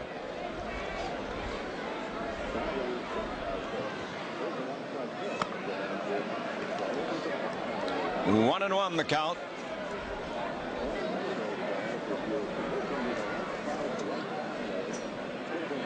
Greenwell waiting on deck. Ballenden at the plate now. 1-1 the count on John. There's a little looper. Short hop by Fryman. Good play. Throw to first, and the Tigers get out of deep trouble in the 7th inning. They come to bat in the 7th. Boston ahead 3-0. Welcome back. The 7th inning stretch storyline is brought to you by Ladbroke DRC. We're setting the pace in Michigan horse racing. Well, it's really Roger Clemens. That's the storyline. Brad Osmus, the only Tiger not to strike out. Clemens, 6 innings, 2 hits, 15 strikeouts. Justin Thompson started for the Tigers. Another tough outing. 4 innings, 6 hits, 2 earned runs. He walked 2 and he struck out 3. It is Roger Clemens' night with 15 strikeouts. All those Ks, 15 of them. That's the most in any one game this year in the American League by any pitcher. In the Major League, record for the year is Hideo Nomo of the Dodgers. He struck out 17 in a game against the Florida Marlins back in April. Mr. Clemens has victimized everybody except Osmond. And he's had at least 2 strikeouts in every inning. He's had 3 strikeouts in 3 of the 6 innings. Wow. He's had 2 in the other 3 innings apiece. So here's Ruben Sierra to test him in the 7th. Sierra has struck out twice. The man who is scheduled to follow Clark, and then the next one, Fryman. Each one of those has also struck out twice. Well, that was a long inning for Roger as the Red Sox loaded the bases, but I don't think it'll have any effect on Big Roger. I remember a game here when Nolan Ryan pitched his no-hitter, and he struck out about 17, and he had a great string going, and there was a big inning by the Angels, his own team, and he wasn't quite as effective when he had to sit on the bench. Well, I'm glad you brought that up, because that's really why I said that, because sometimes, you know, Roger's working real fast tonight. He's in his rhythm, and sometimes you sit there on a cool night, even though he's sure he was bundled up, or maybe he went back in the locker room. Sometimes you can throw you out of your rhythm. Sierra hits a ground ball to second for Fry, and Sierra is out. 1 up and 1 down, 3-0. Boston leads it in the 7th, and Tony Clark will be the Tiger batter. Tony struck out to end the 1st inning. He struck out to end the 4th inning.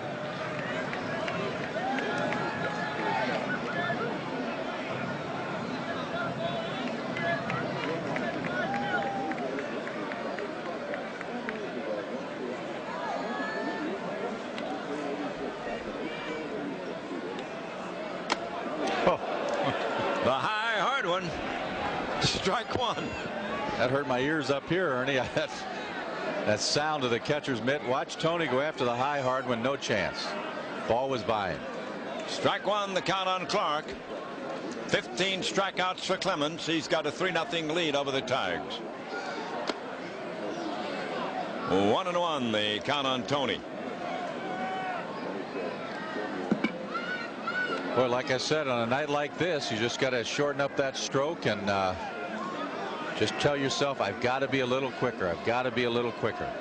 Come on, Tony! Come on, man! Give me number 23! 1-2, the count on Tony Clark. Please, Tony, come on! Well, we told you the Major League record for strikeouts is 20, set by Roger Clemens himself against Seattle.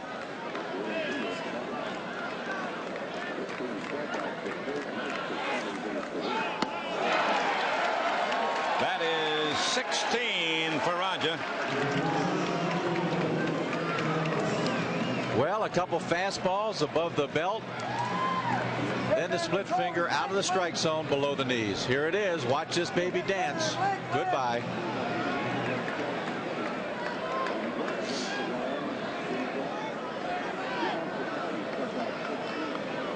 I understand, Tony.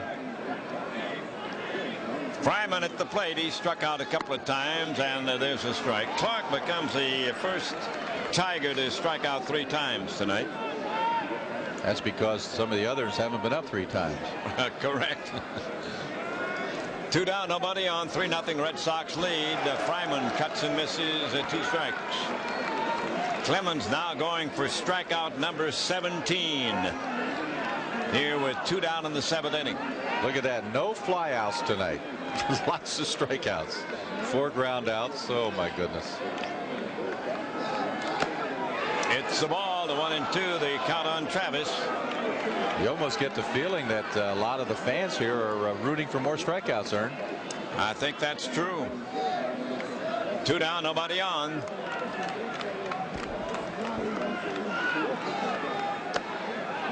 He just missed for that one. 2-2.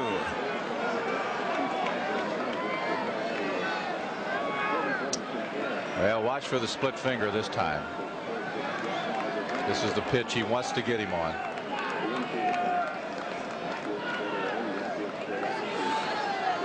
There. 17 strikeouts for Roger Clemens in 7 innings. 3 away from tying the record. We go to the 8th. Boston leads 3-0. Well, 3-9-0, 0-2-1. What a night for Roger Clemens. 17 strikeouts. Here it is, the split finger. Watch it dance. No chance. And Travis's reaction.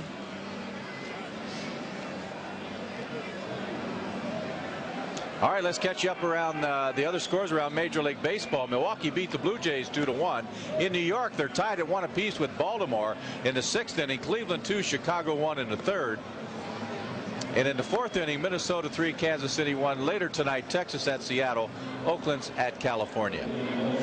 In the National League, Atlanta 6, Houston 2, Colorado over LA 6-4, and San Diego beats San Francisco 8-5. In the 7th, Pittsburgh 4, Cincinnati 3. Also in the 7th, Montreal 3, New York 2, and in the 5th, Florida 6, Philadelphia 2. They're tied at 2 apiece in St. Louis with the Cubbies in inning number 6. Well, Mr. Greenwell will lead it off now against Sega. 3-0 the Red Sox in the lead. They've got 3 runs, 9 hits. The Tigers have no runs and 2 hits. There's a strike call. Mr. McClellan said so.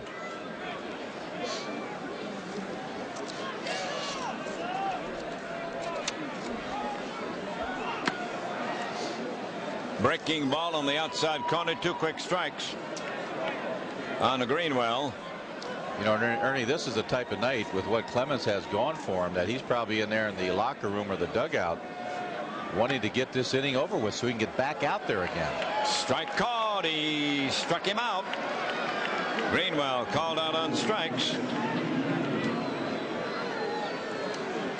Second time tonight that Greenwell has struck out. This is a swing back fastball in the inside part of the plate. Did you see Mike kind of move back, but the ball with that swing back motion over for a strike.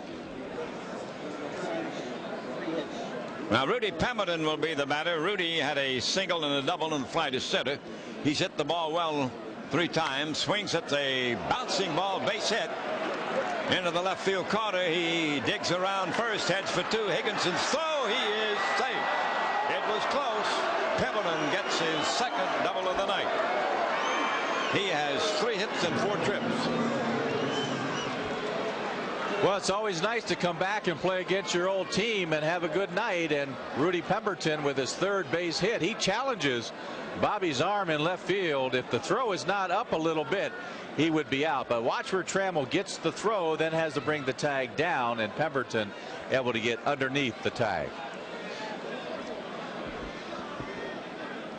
He's safe again.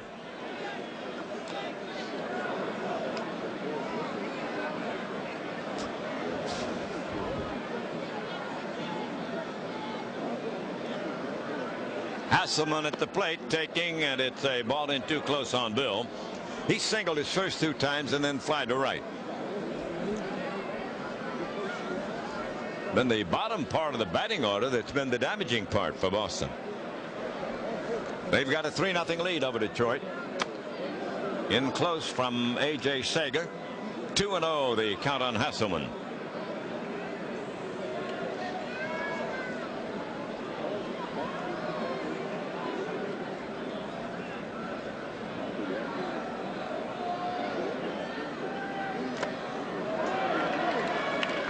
The count on him.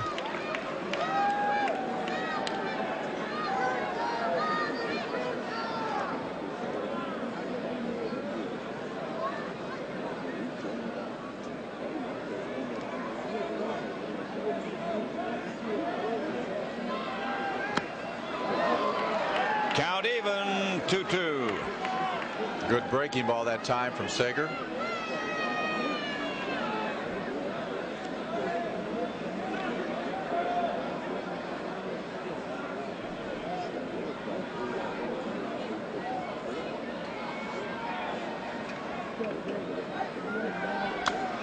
Pop foul. It'll be out of play. Boston leads it 3-0. They're batting in the 8th inning. But the big story here tonight is Roger Clemens, who through the first 7 innings has set down 17 Tigers on strikes. He's within 3 of the major league record that he set himself 10 years ago. 3-2 now the count on Hasselman.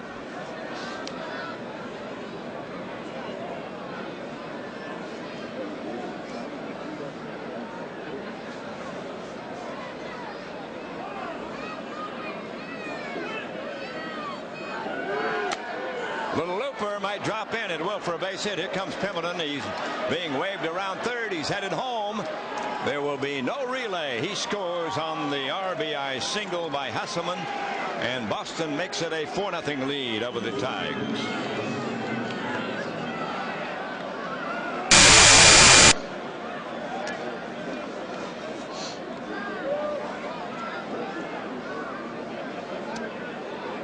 That'll bring up the number 9 hitter, Darren Bragg, who has the bounce of the pitcher, walked and fly to left.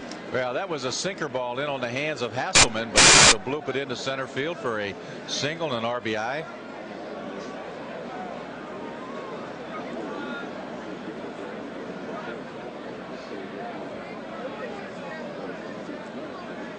Infield in double play depth, and the pitch is low to Bragg, ball 1. Bragg's got to be thrilled. This is the first time he's faced a right-hander.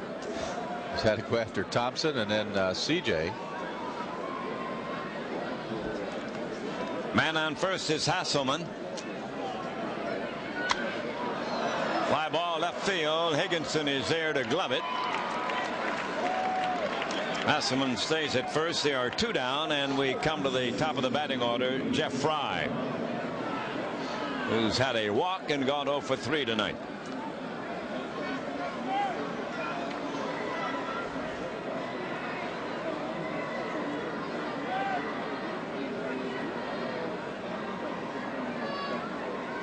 Boston with 4 runs, 11 hits, no errors. The Detroiters have no runs, 2 hits, and they've made 1 error. We're in the 8th inning of the Red Sox at bat. 1 out, 2 out, and 1 on.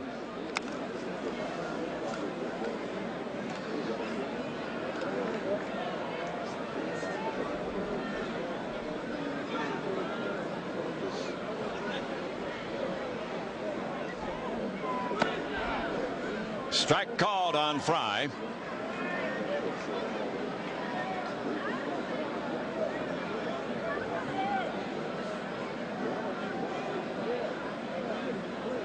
That's Hasselman at first. Fry hits a little chopper toward the third. It'll go foul.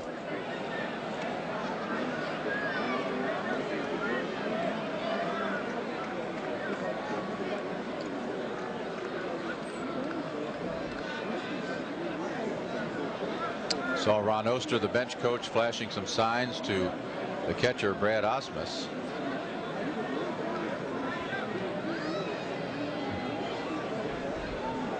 Two strike count on Fry. And Sager gets him. He looks at one too many. At the end of 7.5, Boston 4, Detroit nothing.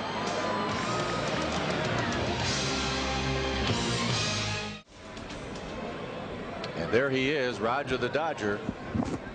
Has thrown nothing but fastballs and split fingers tonight. It'd be interesting after the game to find out how many breaking balls, Ernie, that he has thrown tonight, as we take a look at Lee Tinsley, who's come on to play center field. So Tinsley in center field for Boston now. Clemens with 17 strikeouts. He has 6 outs to go. If he can master 4 strikeouts in those 6 outs, he'll break his own record. He'll set the new major league record for strikeouts in a 9-inning game. April 29th, 1986, when he set that record. Nieves looking, and it's ball 1 on Melvin. Nieves has struck out twice in 2 attempts, and each time it was a called third strike.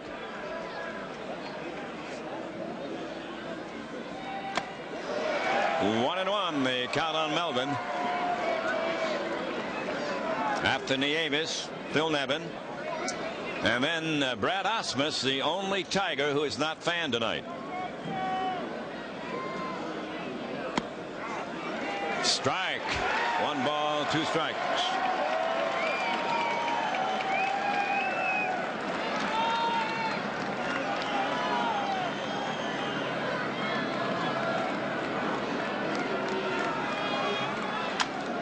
Ground ball under the glove of Vaughn, bobbled by Fry in right field, and Nieves is safe at first base.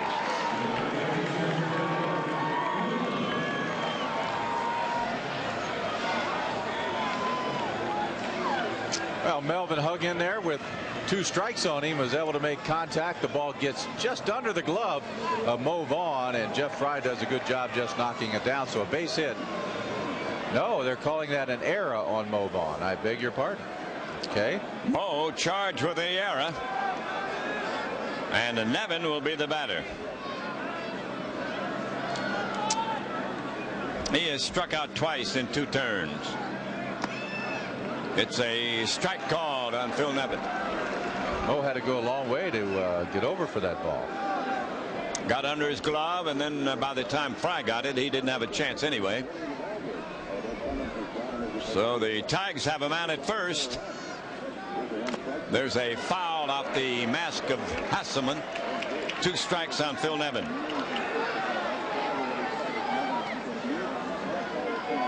Tigers have had 3 runners. Trammell singled in the first and Stoll second. That came with 1 out.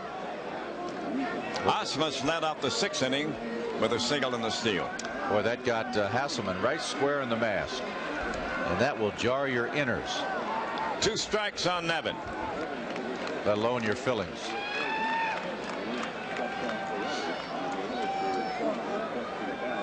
Boston in the lead. 4 runs, 11 hits, 1 error. Detroit no runs, 2 hits, 1 error. Tigers have a man on in the 8th inning and nobody down. Base hit into center field. Now the Tigers, for the first time in the game, have 2 runners. They've got a man at first and a man at second. And the only man whom Clemens has not fanned is coming to bat. That's Osmus. And that is the first base hit by the Tigers, the first solid base hit by the Tigers tonight. Line drive back through the middle off the bat of Phil Nevin.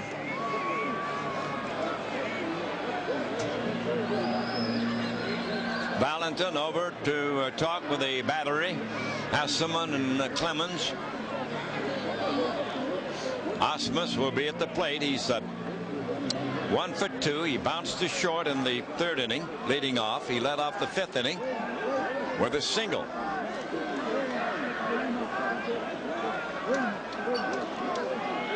Well, Clemens in the first trouble that he's seen all night long. Strike 1.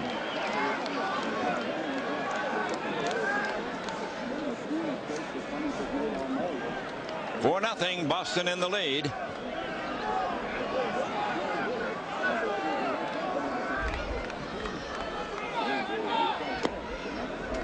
1-1 on Brad Ausmus.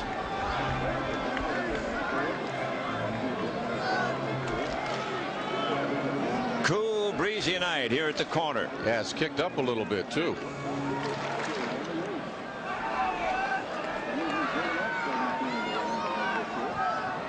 One the count.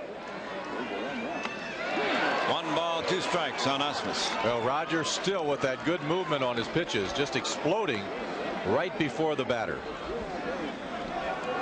He has not walked anybody. He's allowed 3 hits. 1 man for each on an error. Watch this ball move in on Ausmus and tie him up. Just explodes right before home plate. Here's the 1-2 pitch. Fouled away. Just spoiled a good one there.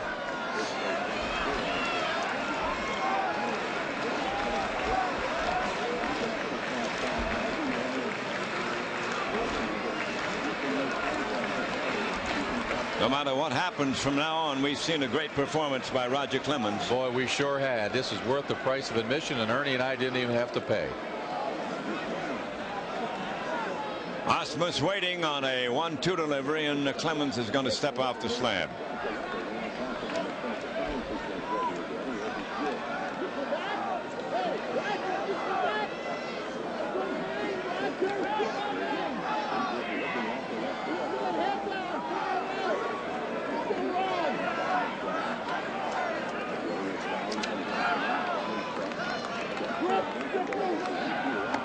There you go. He struck him out. That's number 18. And every one of the Tigers has now been victimized by the strikeout. And here it is, that fastball. Watch it swing back on the outside part of the plate. He has done that several times tonight, the Tiger hitters. That fastball low and away. And we're going to have a pinch hitter. Phil Hyatt is going to come out to hit for Barty.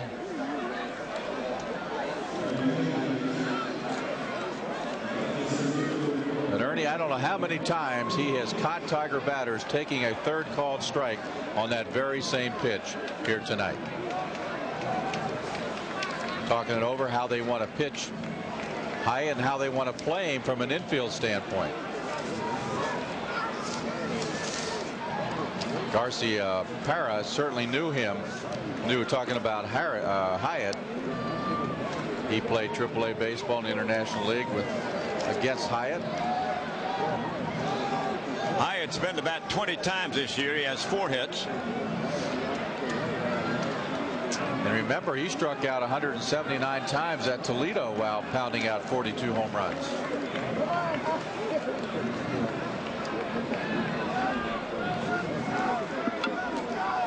Roger Clemens has racked up 18 strikeouts. 2 on, 1 down. Strike on the pinch hitter Hyatt. That's one of the few sliders that Clemens has thrown tonight. Perfect location once again.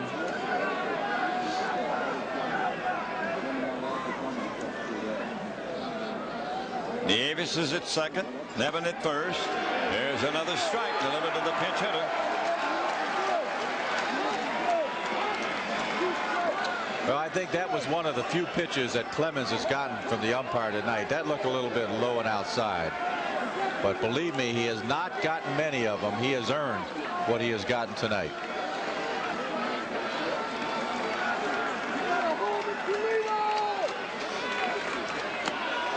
It's a wide one, 1-2 on Phil Hyatt.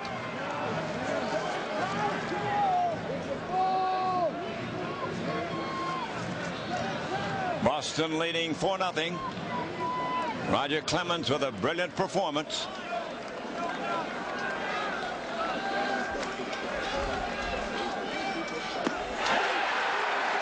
That's the 19th strikeout for Roger Clemens. Tell you, there's some Boston fans, but I think most of the fans here tonight are paying tribute to an outstanding performance by a long-time great pitcher in the major leagues.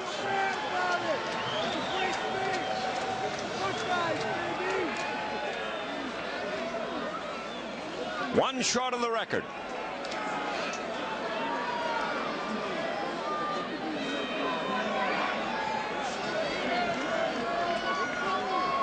Bobby Higginson at the plate. He's bounced to second and struck out twice, and there's a strike to Bobby. 2 on, 2 out. Ernie, you know, I sound like a broken record, but he's had such great stuff tonight, but he continues to paint those corners.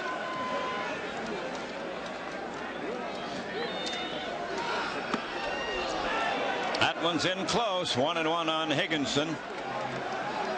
This is the 8th inning with 2 on and 2 out. Roger Clemens with 19 strikeouts. One short of his own major league record of 20.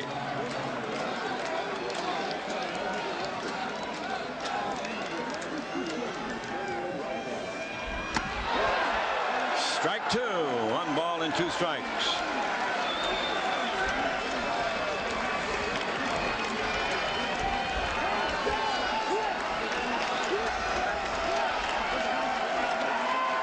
Two on, 2 out in the Tiger 8th.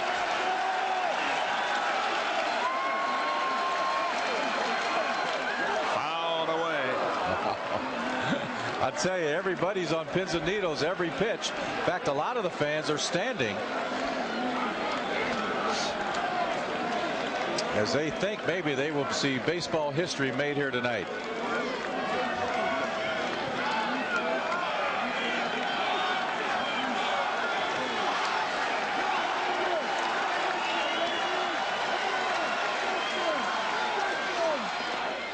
In the dirt.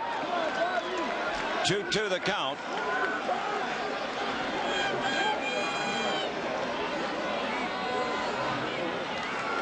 Boston 4 runs, 11 hits, 1 error. Tigers no runs, 3 hits, 1 error. 2 on, 2 out. Bobby Higginson at the bat.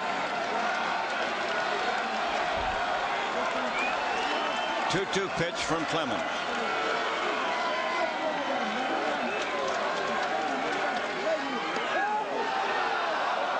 It's a full count.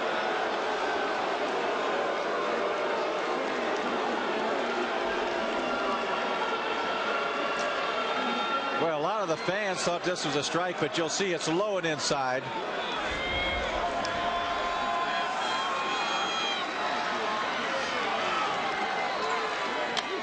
Ground ball to second. Fry over to Vaughn. That retires a side. We go to the 9th inning. Boston 4, Detroit nothing.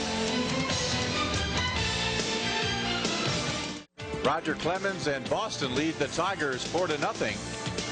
Now a reminder that Tiger Baseball on Passports is brought to you by the Learning Channel. Adventures for the Mind, the Learning Channel.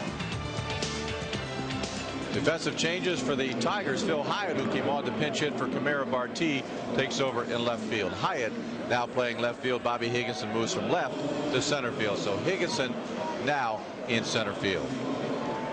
9th inning, the Red Sox coming to bat. They lead it 4-0. We'll have to wait till the last half tonight for the climax of this one.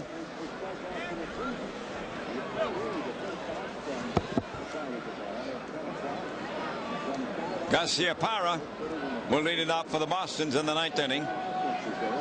He's walked twice. He's 0 for 2. Sager on the mound and delivers a ball low. Ernie, I just heard a report from the Tigers PR director Tyler Barnes that these 19 strikeouts tonight are the most by a major league pitcher since October 6th of 1991 when David Cohn did it. Little grounder to Fryman. He got him. Good play by the Tigers shortstop.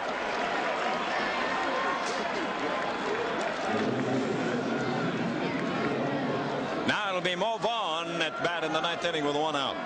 Well, watch Phil Nevin goes over, can't get it. Travis with a good quick throw to first base and gets Garciaparra. And they put the big Mo shift on.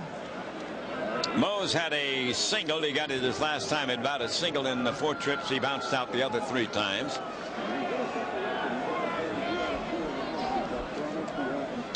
Fly ball hit the left. That's Hyatt, the new left fielder, to put it away. And there are 2 down as we set the stage for the last half the 9th. Jose Canseco will be the batter.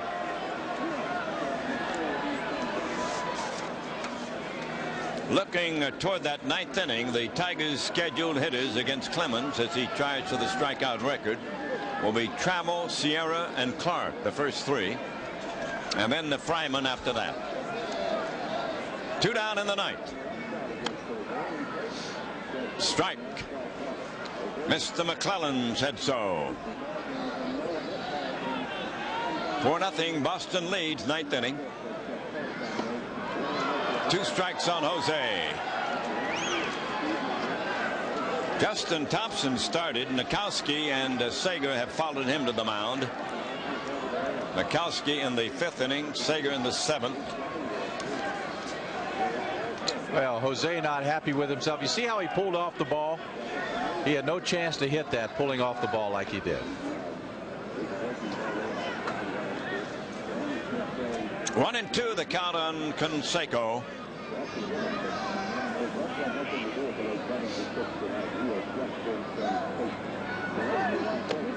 2-2 on Jose. I'll tell you, Ernie, I'm not taking anything away from any other pitchers, but when you watch Clemens throw tonight, then you watch another pitcher throw, it's like night and day, isn't it? Sure is.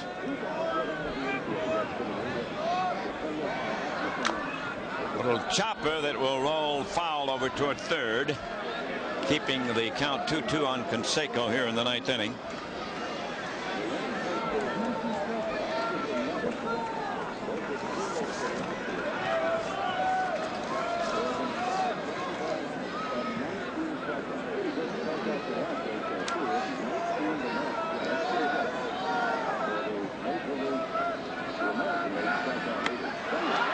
Struck him out, and they go 1-2-3 in the Boston ninth.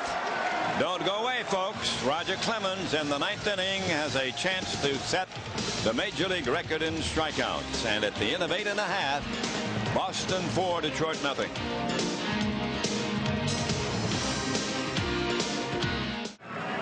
Nice round of applause. Makes his way to the pitcher's mound. Don't forget, Big Ten football coming your way Saturday night at 10:30. It's Louisville against the Michigan State Spartans. So that's Big Ten football here on Pass Sports Saturday at 10:30.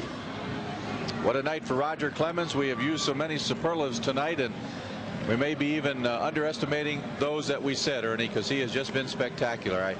You can't help but admire the way he has pitched tonight, the explosiveness of all his pitches, mainly his fastball and his split finger. I don't think he's thrown more than 4 or 5 breaking balls, but the location has just been overpowering, especially when he's needed it.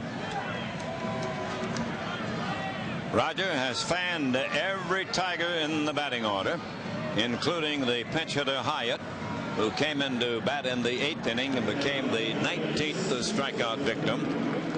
He has 3 outs to go, and as the old song used to say, 2 out of 3 ain't bad. Ain't bad. If he gets 2 out of 3, he'll have a new record.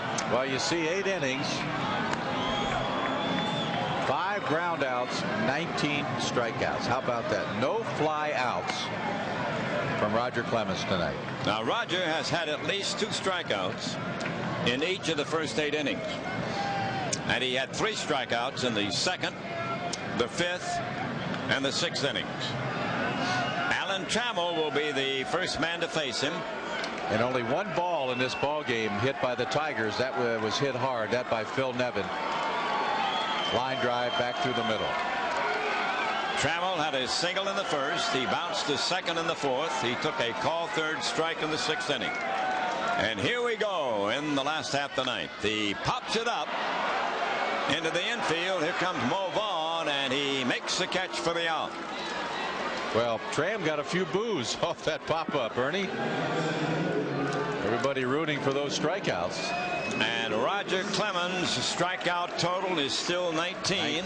He'll have to get the next 2 to set the record. Ruben Sierra is struck out in the 1st swinging. Took a call 3rd strike in the 4th. He bounced to 2nd in the 7th. 4-0 the Red Sox in the lead, 1 down in the 9th inning. Ground ball up the middle, and it will be through for a base hit by Sierra.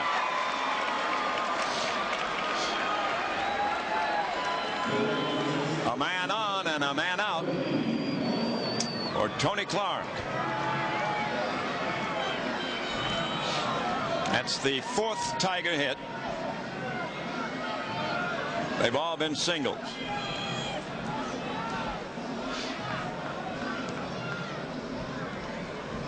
The 3 strikeouts for Tony Clark. 1 was a called 3rd strike. 1 on, 1 out. Strike 1. 1 more strikeout. Clemens ties the record.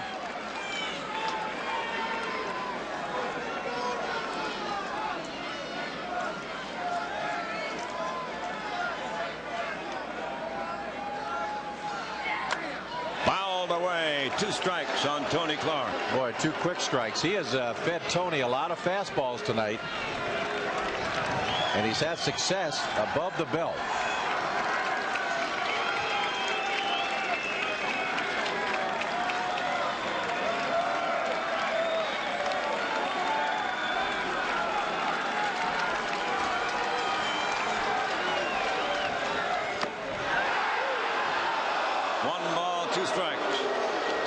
Tony showed a pretty good eye on that pitch, Ernie. That ball did not miss by very much, but he nonchalantly took it. I guess it was outside a little bit, but pretty close. That one was 99 miles per. Little chop foul. He keeps himself alive.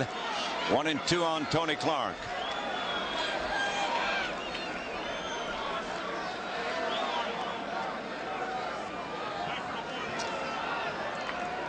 "19 strikeouts for Roger Clemens, looking for number 20.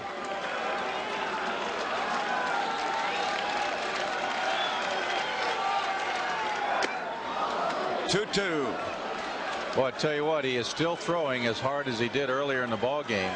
Been throwing in the 90s the whole ball game. 98, 99 miles an hour. Ernie, this is as fast as we've seen all year, without a doubt. Maybe in some years. He got a piece of it.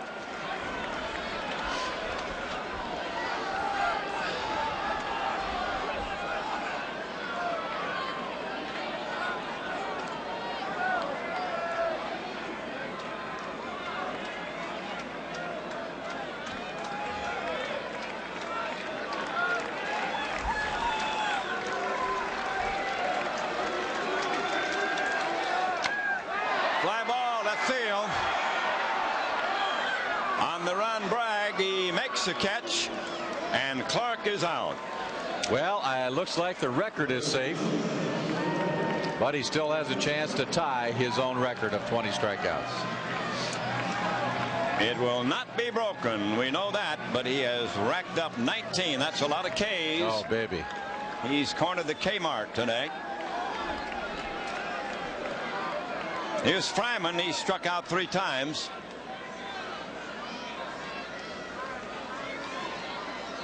First inning in which Clemens will not have 2 strikeouts. Ball 1 on Travis Fryman. When you look at his last 12 games, July 11th against the Tigers, as we said, he struck out 10. August 22nd against Oakland, he struck out 11. Boston in the lead, 4-0. The Tigers have 2 out and 1 out in the 9th inning. Ball 1, the count on Travis Fryman. And that one gets by Hasselman and goes to the screen. A wild pitch. Sierra takes second.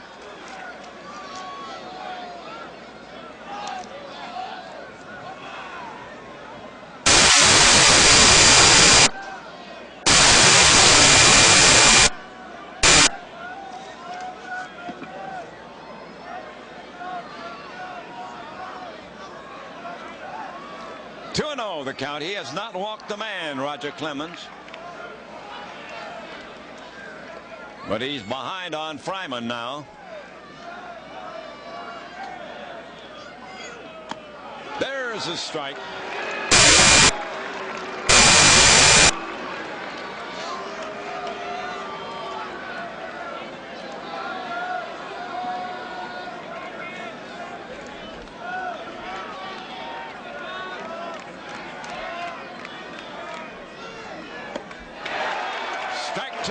Travis Fryman. Tell you what, Ernie, he has been something special tonight. Roger Clemens. One strike away from tying his own major league record in strikeouts. 2-2 pitch.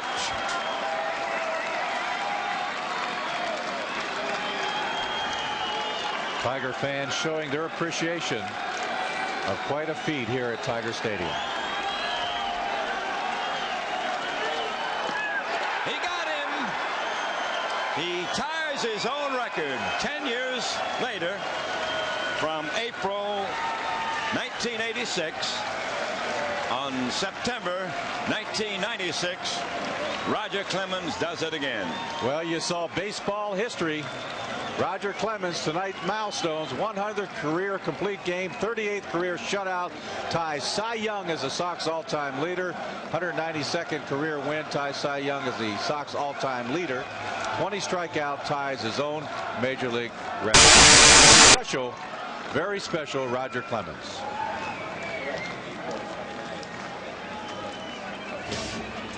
We'll be back.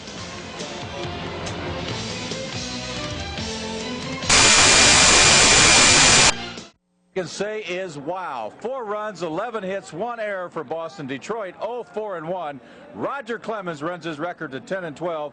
Justin Thompson takes a loss. He is now 1-6. And the play of the game is brought to you by Ford. Think Ford first.